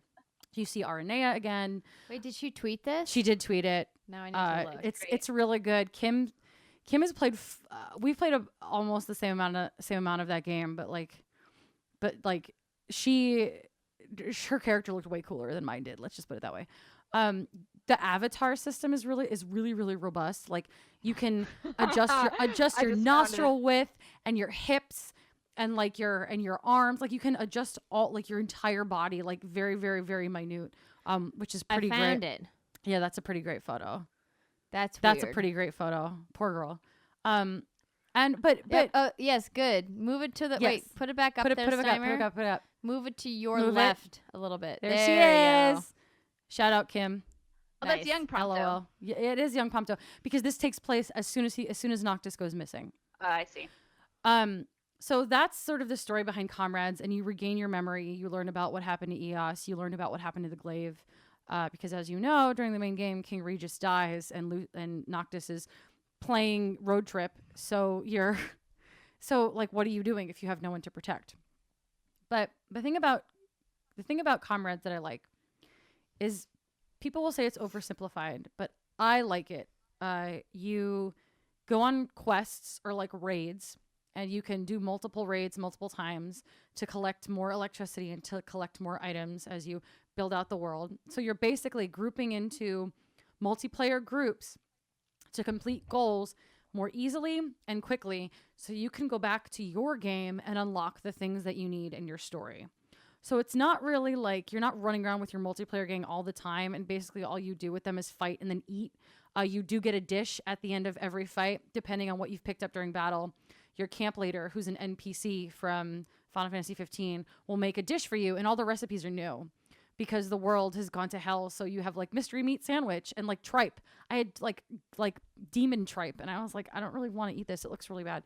That sounds disgusting. It looked really disgusting, but it's very, very simple. And if you are someone who's like, I love the Final Fantasy 15 story, I'm invested in it, this is like, that's what you'll get from this. This is story and the opportunity to like fool around in the world of EOS with like a bunch of your friends. It's actually like, it's really fun because I'm invested in Final Fantasy 15. If you're like, I want a robust multiplayer with all the things like multiplayer and I like Call of Duty, it's not like Call of Duty multiplayer. It's not like Battlefront multiplayer. Don't even think about it like that. There's 4 of you. You go out, you kill things, you eat, you go home. That's basically it. Okay. So we have to eat our words. Yeah, we have to eat our words because I'm having fun with it, and this is part. People were asking me. This is part of the season pass, So if you paid, I think it's like $25 for the Final Fantasy 15 season pass, which includes episode Prompto, episode Gladiolus, a bunch of weapons, and episode Ignis. It includes comrades. There's no way for you to spend any more of your actual real world money in it. There are no microtransactions. It just is what it is, and everything you can earn, weapons, new hairstyles, new clothes, upgrades, energy, everything you earn by spending time in that game. It is indeed $24.99. $24.99. So, like, are you going to spend 100 hours in this? Probably not. Are you going to spend 20 hours and really enjoy it? Yeah. So I really like Comrades. Get all the single player stuff And too, you get all the single player which stuff, is a pretty good value. Right. So if you're someone like me who doesn't like playing with people online because you're a secret hermit, if you don't want to play all those quests with online people, you can play them with 3 AI companions. So multiplayer, you don't necessarily have to like engage in.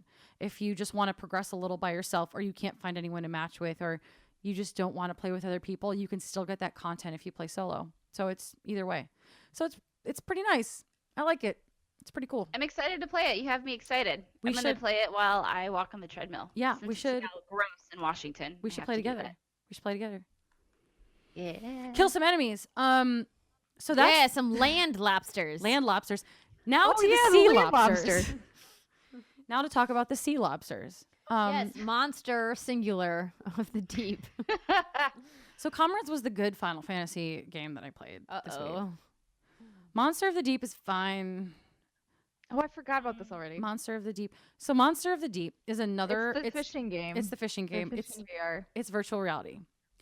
There's kind of a story to it, but it like doesn't really add anything to the main game. You make an avatar. It's like the same avatar system that you make in Final Fantasy 15 Comrades.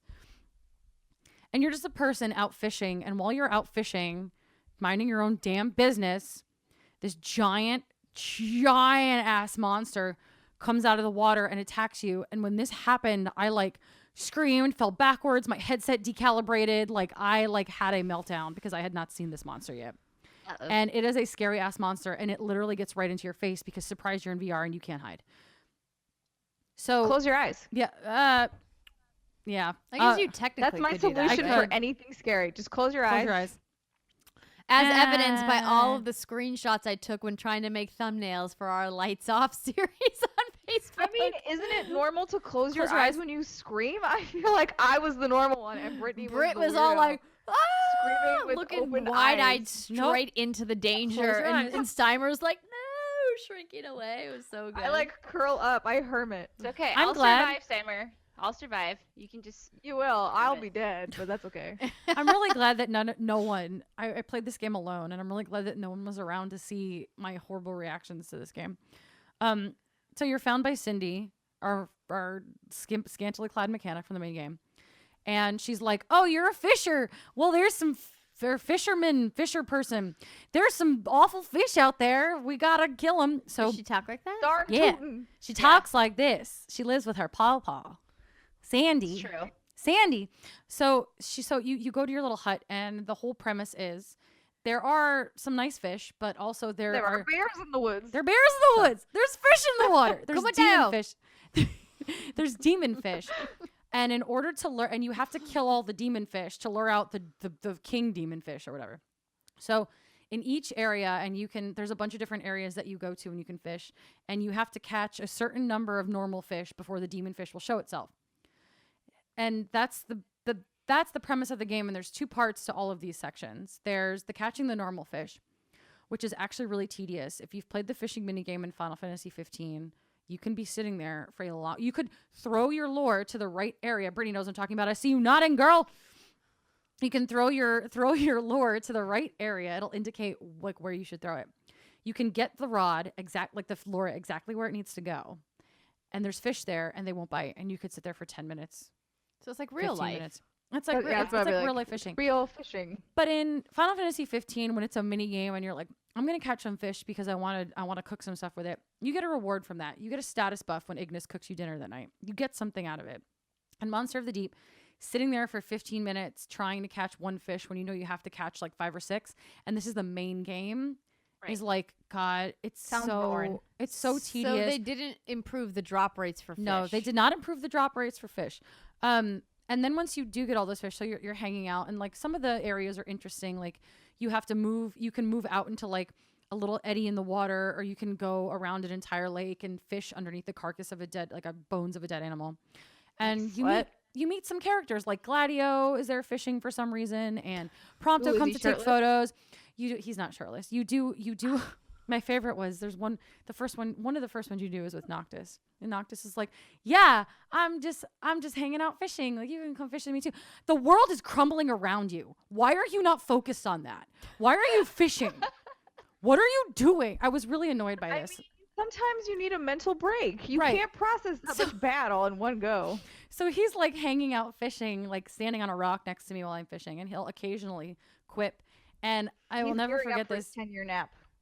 Before the 10-year nap, I caught a really small, this dinky ass little fish. It's just dinky little fish. And he goes, ha, you got a big one there. And I'm like, thanks, randomly generated. It's all about perspective. I know. I was like, that was a big fish for him. I was like, or thanks, maybe Noctis. it's just poorly trained AI. But it could be either or. So that happened. And then when you catch enough small fish, the big fish comes out. And you don't catch the big fish. You shoot it with a crossbow that you somehow have managed to get. So you shoot this fish, and this you fish. You have to, right? You can't fish with a giant fish. You don't fish with a fucking crossbow. Well, that's so ridiculous. You can fish with dynamite, girl. You just gotta do it. Right? I was like, where are my spells? You can't be Where's my picky about sword? it. There are specific javelin type devices for fishing. Let me look it up. So oh yeah, harpoon, like a whale harpoon. yeah, like a harpoon. So I have a crossbow. This is what I've been given. This is what I have to work with. And you have to shoot this fish. And what the fish will do is it will crawl towards you, or swim towards you, or lunge towards you. And yes, you can die. I've seen a lot of talk online about how, you can't even die. You just attack the fish until you catch it. No, you can die. How do I know? Because you did. They did. It's a harpoon you can die. gun. A harpoon gun. More specifically, Right. not a crossbow. But it's a That small makes more small crossbow. It's a one-handed crossbow. Wait, no, that's the harpoon that's gun. not what a- Hold no, a on. harpoon- No. Is this the thing you're talking about? No, it's a crossbow. It has the cross on the front, and you hold it, and it's It's a bow. a crossbow. What? It's a crossbow. It's not this. No, it has the dart in the front. It has the triangle in the front of it. Does it look like this? No, it does not. That looks like a real gun. I said a crossbow. It looks shaped like a crossbow. Okay. It's not a harpoon. Someone fucked up here. So Okay. so you basically beat this fish, this big giant scary fish, and it jumps in your face and makes me scream and has a lot of teeth, and it's really upsetting. And then you kill it and you catch it, and then you can move on to the next area. And once you've done this enough times, like, fish encounter. You win the game. My biggest problem with Monster of the Deep, fish encounter. fish encounters. My biggest problem with Monster of the Deep is definitely that catch rate, because it just ruins the experience. Because this is all I'm doing, I would at least like my odds improved, so I'm not spending 20 minutes waiting for one damn fish in VR, getting sick while Noctis goes, ha! Oh, look at that one. Like in my corner of my peripheral vision, like laughing at me. The other problem is, and I know there was a day one patch that fixed some of these issues, but that game, sometimes I'll flick so I tried it with the DualShock and with the two PlayStation Move controllers. If you don't have them, you can play with your regular PlayStation 4 controller. And sometimes I would flick my line and it would fly off into the distance and be like, missed. And I'm like, no, I flicked it. And sometimes I'll do a big cast and it'll plop 2 feet in front of me. And I recalibrated, So it's recalibrated. like Wii. It's like the Wii. I kept recalibrating. I had plenty of room to play. And I was just like, why does this keep happening? And it got better. Once I got used to it, I got better at it. And the patch definitely improved it. But man, I was like, this is ridiculous. And then also sometimes I would look down and my arms would be they'd be broken and I feel like bent. that's a common VR problem. Yeah, I had some super common VR problems. One time, I took half a step back and I jumped inside my character and I was looking at the inside of my face and I got really sick. It was really That weird. sounds terrifying. That just became a different game called Inside Your Head Simulator. It was really terrifying. Bottom line is Monster of the Deep. If you really liked Final Fantasy 15 and you like the fishing, it's go for it. If you're on that Final Fantasy 15 train, you can't get off because it's too damn late. Like me, play the damn game. Yeah. It's pretty cheap. And then, but if you're a VR enthusiast, you might want to check this out. But if you're like a normal ass person who's like, I played a couple hours of Final Fantasy 15, or I casually played Final Fantasy 15, and maybe I want to check this out, like, you probably won't enjoy your time with it. It's a pretty hefty game. It's like a couple of hours long, so it's not just like a one-off. But I was really scared by the fish and had a really hard time finishing. That sucks because my grandma she was really interested because she loves Final Fantasy and She she should play loves it. fishing. But I mean, if the catch rate is that bad, it's like, I don't know. I don't want her to get like Oh well, because she was gonna buy a PSVR for this specifically. Oh no, don't do that. God, Don't do no. that. No, Yeah. no. Don't do that. Don't do that. All right, I'll tell her. Alexa said no. But yeah, I Oh, wish. nice. I mean, they were fun. I'm kind of comforted in knowing that like it's not the last piece of new Final Fantasy 15 content we're getting this year, but We're on that Yeah. train, Alexa. We're going full speed ahead. There's no stopping it. no, we are can't the get problem. off. At this point, we just can't get off. Mother fudgers. Mother fudgers. On I'm that trying not note, to say the bad word. Beans. Let's wrap up our hands-on impressions for this week. We, of course, will have more for you after we have the long holiday weekend to play even more video games. But speaking of stuff, we got another segment for you. Stick around, ladies and gentlemen. We'll be right back after this short break.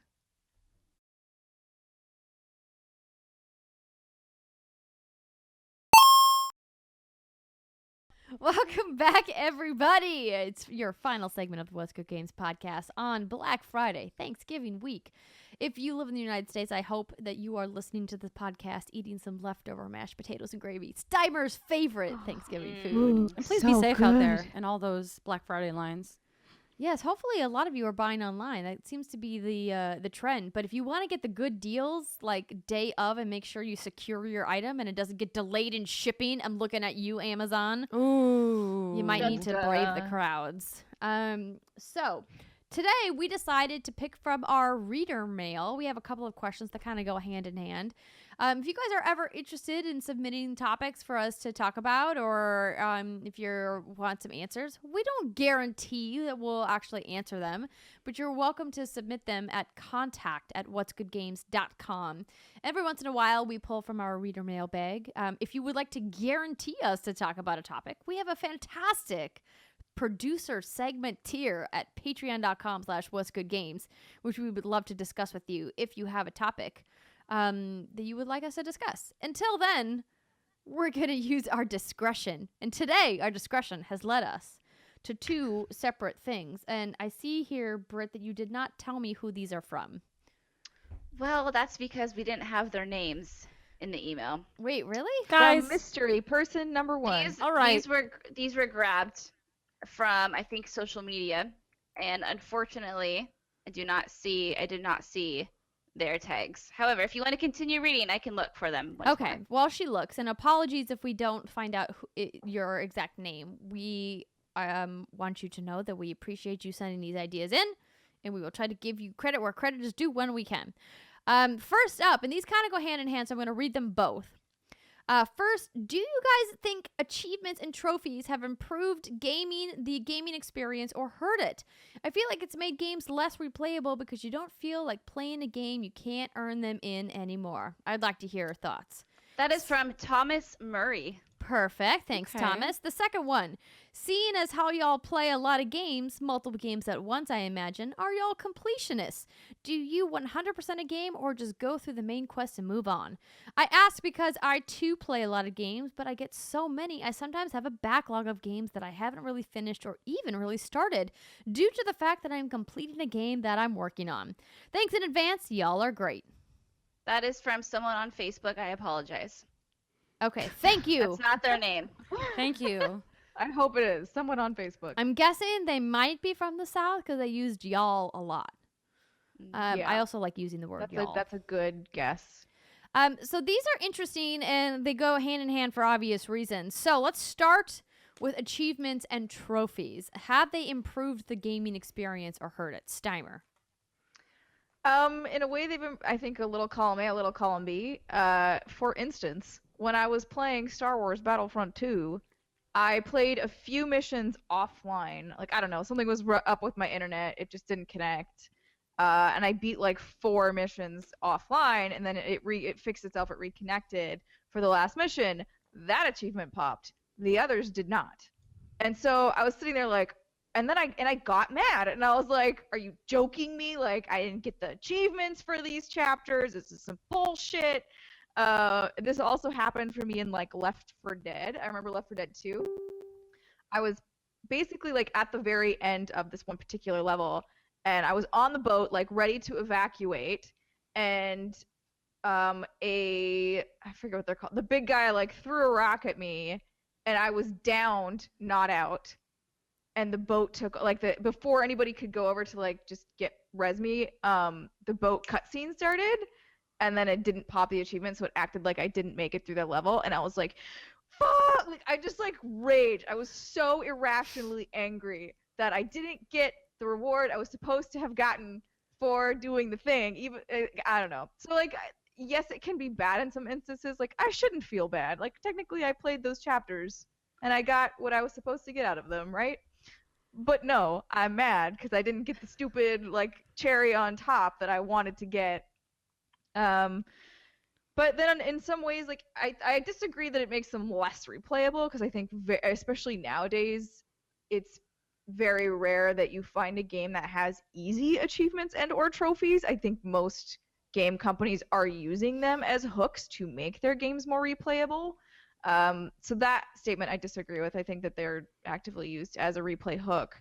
Agreed. I also don't look at trophy lists. I know that it's a big thing that people list trophies and achievements before the game comes out, and they leak and things like that. But I don't generally read those lists before I play. I usually just like look at them as they pop, and then after I finish a game, I'll go back and look, and then I'll be like, oh, I probably should have looked at this beforehand. Yeah, that happens. I used to be the person who was looking at like all of the lists, and I would be like, all right, what's like easy? What do I need to do? And I didn't necessarily achievement hunt. Like, if something was difficult, I wasn't gonna do it, right? Like, I was just like, man, lost cause. But I wanted to maximize my time, and I wanted to get as many easy things as I could for the time I was playing the game. Which is why I have like 35,000 achievement score and also level 15 on PlayStation.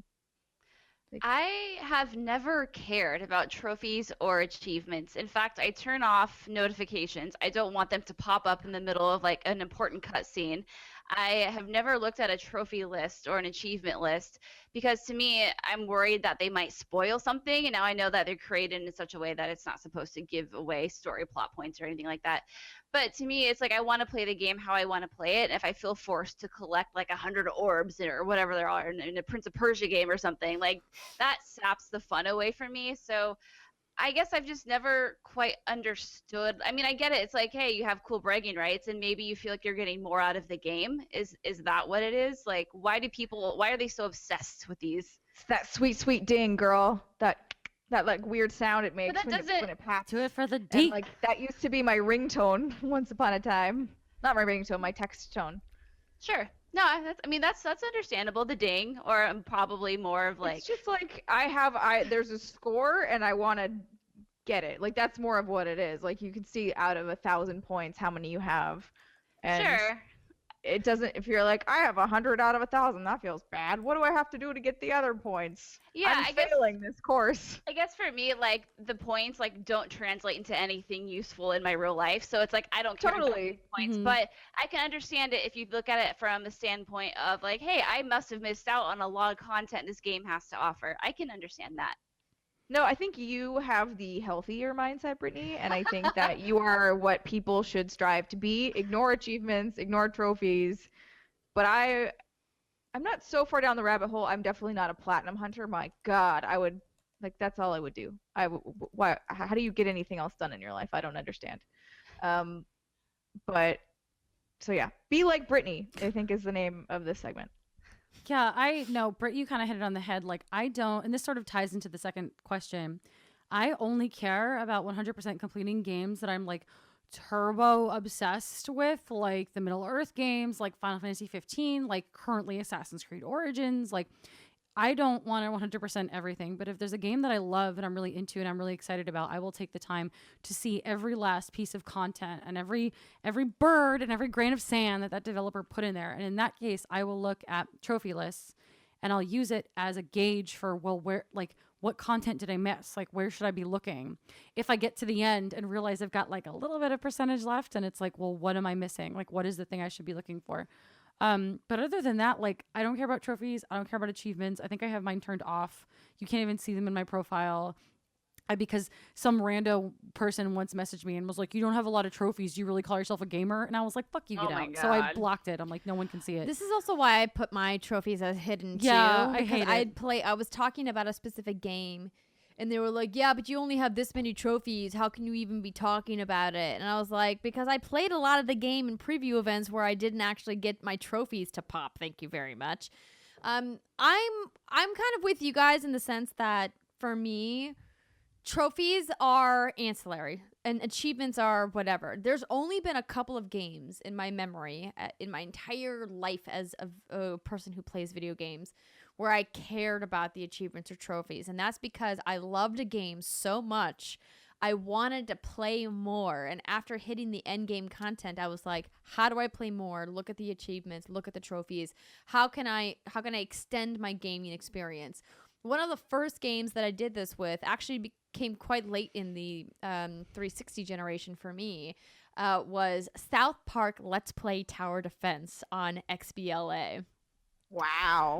So if you guys Damn. never played this game, it's fantastic. I love tower defense games, and there aren't enough tower defense games out there that are particularly one on console, but also are like super fun and engaging and aren't super repetitive. And I loved that game so much that I got every single achievement you could get in that game because I just wanted to keep playing it and I couldn't figure out ways. I played it on like every single difficulty. I defeated like that man bear pig every time, and like there was just like a lot of great achievements in that game. Another game most recently that I've talked about, the first time where I had the problem that you had, that I tried to platinum, the first game I've ever platinum, because I mentioned on the show before that I haven't been a PlayStation person until this generation, and I've really played a lot on my PS4 over my Xbox One, was Horizon Zero Dawn. First game I platinum, and technically I platinumed it.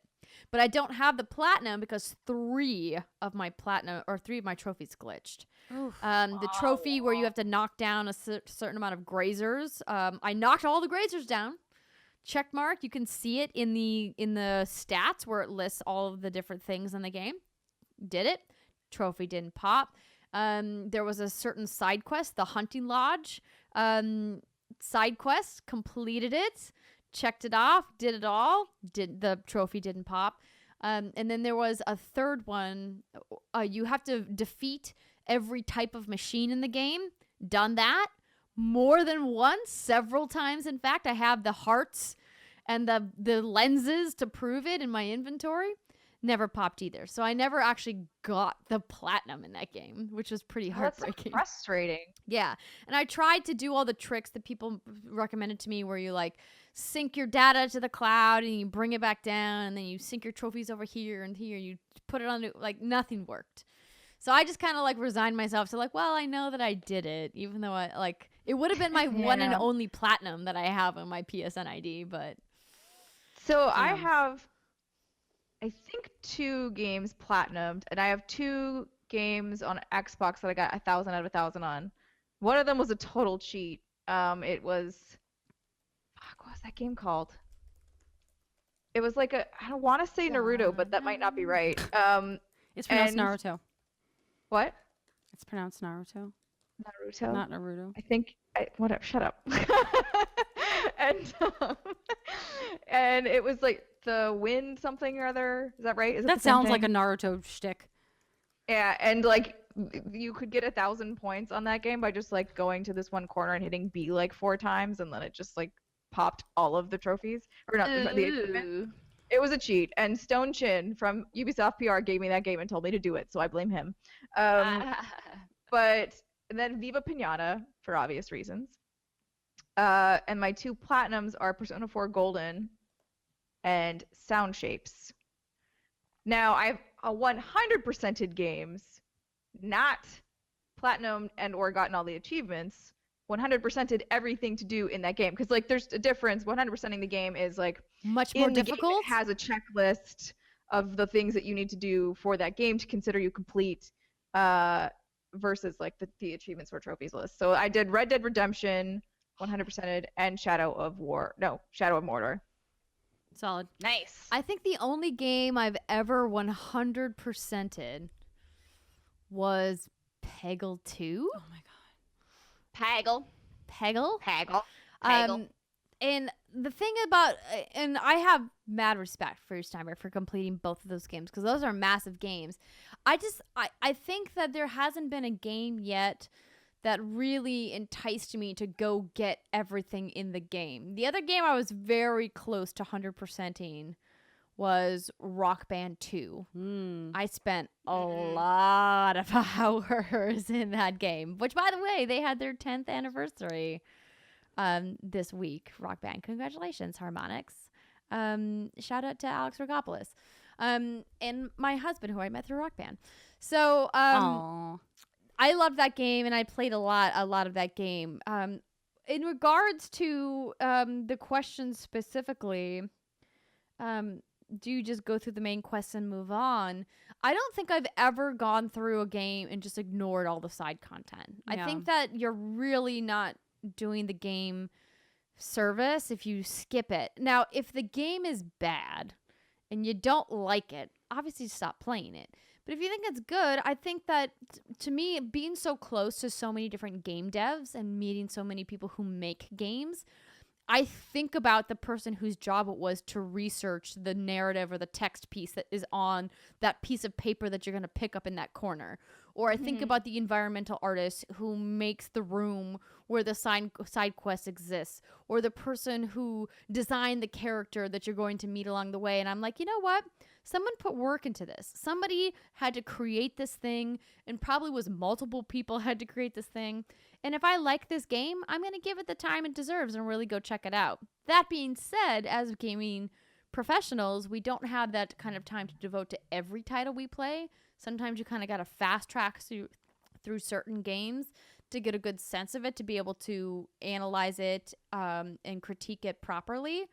But there are a lot of games I would like to go back and spend more time in for that exact reason, because I feel like the work deserves to be appreciated. Yeah, especially if it's a game where your choices matter, like Dragon Age, Mass Effect, or even Horizon Zero Dawn, from what you ladies have told me about it. I always want to do the side quest because I'm like, okay, but if I don't save this person, maybe they won't be able to save me down the road, or maybe I'll get like a story update after I finish the game and that character died because I didn't save them. And I feel like by doing that, I'm skipping out on an important piece of content, because realistically, I don't have the time to go back and replay games anymore. It makes me so sad. I used to do that all the time. So it's like, this is my one shot. I better put the time in now. And that's probably why I'm 100 hours into Divinity Original Sin 2 right now. 100 hours. That's a lot of hours. Britt, normally I would tell you to put your NES down and walk on something else. Here's the thing. You know what Divinity is as a game. Have you completed Horizon Zero Dawn? No. But, okay, so... I'm giving her a look, ladies and gentlemen who are listening. I'm giving her a look like, It's come a look. on. It's a look. But here's the thing, though. It's like, if this was any other game, I would be inclined to agree with you. But this has been a game I've anticipated for like 2 years now, and this has been my most anticipated game. So I'm so far into it. I need to know like what happens. I'm very invested in the story. And I know I am now officially nearing the end. I know last week I told Steimer 10 hours away, and now I'm realistically about 5 I'm not hours away. saying you can't finish it. I'm just saying set it aside for like a week. That's it. I can't, and this is, I don't know if this Yes, is you can. You can. It's You just hard, don't want 'cause to. It's always like circulating in the back of my head. Like, okay, I need to finish it. It's hard. It's an issue. No, I I get understand. it. I get it. Thanks. That's how I Thanks, feel girl. about Destiny, but I put it down. I put Destiny down. It's been over a month since I've played we Destiny. cannot compare Destiny to Divinity Original Why not? Sin. One has a story and one doesn't. Oh, you shut your mouth right now, you salty Steimer. I'm going Thank to you, jump to this Steimer. computer and fight you. I'm on Brittany's side right now. Whatever, I'm going to get all of the What's Good Guardians to come find you. We're I gonna, have the power we're of gonna the look soul. at you Don't give them my menacingly address. and do Please don't. nothing. We're just going to look at you menacingly and be like, What how is dare you? happening? I Are don't we know. fighting? No, it's fine. It's just We play love fighting. It's fight. not real fighting. We- Don't worry, we love each Dragon. other. It's okay. Don't worry, mommy and daddy love Happening. Oh my god, we're yelling about Destiny and things. Alexa, have you ever felt compelled to 100% a game? I have 100%ed exactly 4 games. Okay. 3 of them are Final Fantasy games. Surprise. Shocking. Wait, When you you say haven't 100%, 100%ed do you every mean- Kingdom Hearts game? Platinum? No, because some of those extra bosses make me want to puke and die. Not in like the same playthrough. Like when I go back and replay those games, I'll like blow through main stuff so I can just grind so I can just go try the extra bosses. That's a story for another podcast. I don't want to get into that right now. So anyway, the 4 games I have 100%ed. 100%ed. The one non-Final Fantasy game is Middle-earth Shadow of Mordor. Surprise. The 3 Final Fantasy games are Final Fantasy X. Yes, I dodged every lightning bolt. Final Fantasy X-2. Yes, I got the stupid mascot costume, which you can only get if you've 100%ed everything else. And my least favorite Final Fantasy ever, Final Fantasy 12. Oh, yeah. Why, if it was your least favorite, why did you? Because I gave her Why because you do that? because I wasn't liking it, and my friends were like, "Well, you just gotta keep playing. Like you can't judge You it just yet." gotta 100% this game. So I took their criticism literally, and because I don't half-ass anything, I whole-ass one thing at a time. Ooh. I completed. I played this game to completion. Got the damn Zodiac Spear, got all the legendary weapons, beat all the extra bosses, including that really stupid fucking hard one that had no business being in that game. I got everything, and then I turned to my friends and said, I hate this game. You were wrong. You were wrong, this game is bad. I did the same thing. That's what I do. If I'm like doing something and someone is like, well, you just got to finish it, I will finish it to completion and then tell you you're wrong. I did that with the Twilight books and several friends of mine, resulting in several lost friendships. Well, I mean, but, like, Twilight books.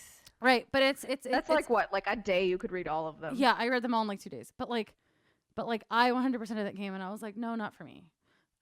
It takes a lot. I'm like 99% on Assassin's Creed Syndicate, and then I had to put it down because I had to move on to the next game that I was reviewing. Yeah, I don't really have the time to 100% games these days, which is like a little unfortunate, but at the same time, it's like I'm like not a hobbyist gamer. I have to play all the things so I can like do these things. So Yeah. I don't Yeah. think I'll be 100%ing anything else anytime soon. I see y'all out there with their 999 power moons. Get out of here.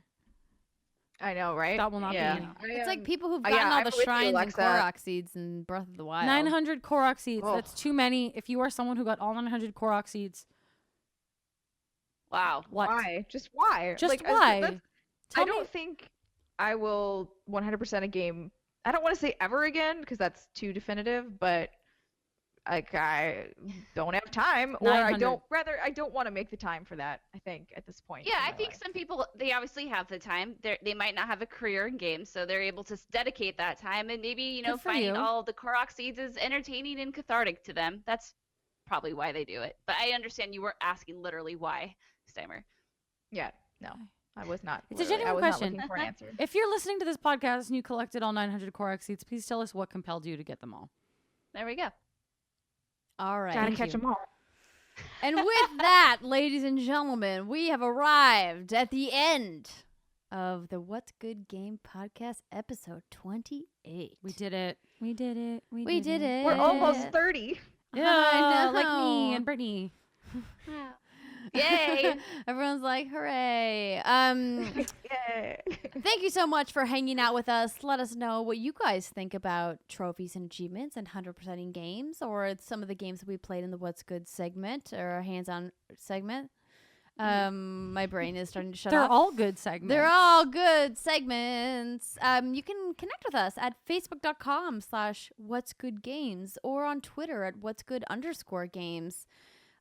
Or sometimes on Instagram, we post some stuff. What's Good Games Official. We love hearing from you and seeing your photos and hearing your experiences. We also have a lovely What's Good Games fan page on Facebook. And run a by Discord some channel. fantastic mods. Oh, yeah, the Discord. I forget sometimes that we've got a Discord. Discord.gg/whatsgoodgames. I'm going to fully admit we haven't been paying enough attention to the Discord. Sorry. We're gonna get some mods in there, but right now it's kind of Wild West because we don't jump in there very often.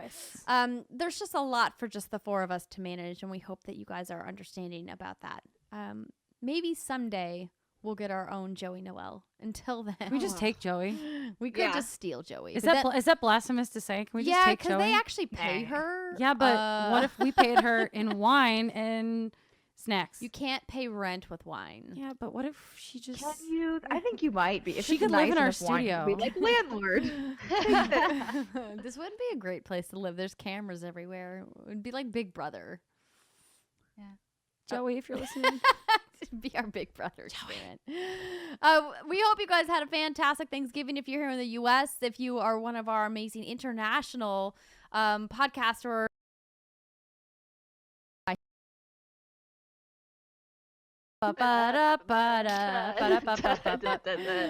Sorry, if you're watching the video, I hit a button on the stream deck We just And- Return of the King to the ending of this podcast. and everything went offline. What? Now there's a software update that's on the screen. Okay, the podcast is over. Bye. We love you guys. Thank you so much for all your support. Have a fantastic weekend. We'll see you next week. Goodbye.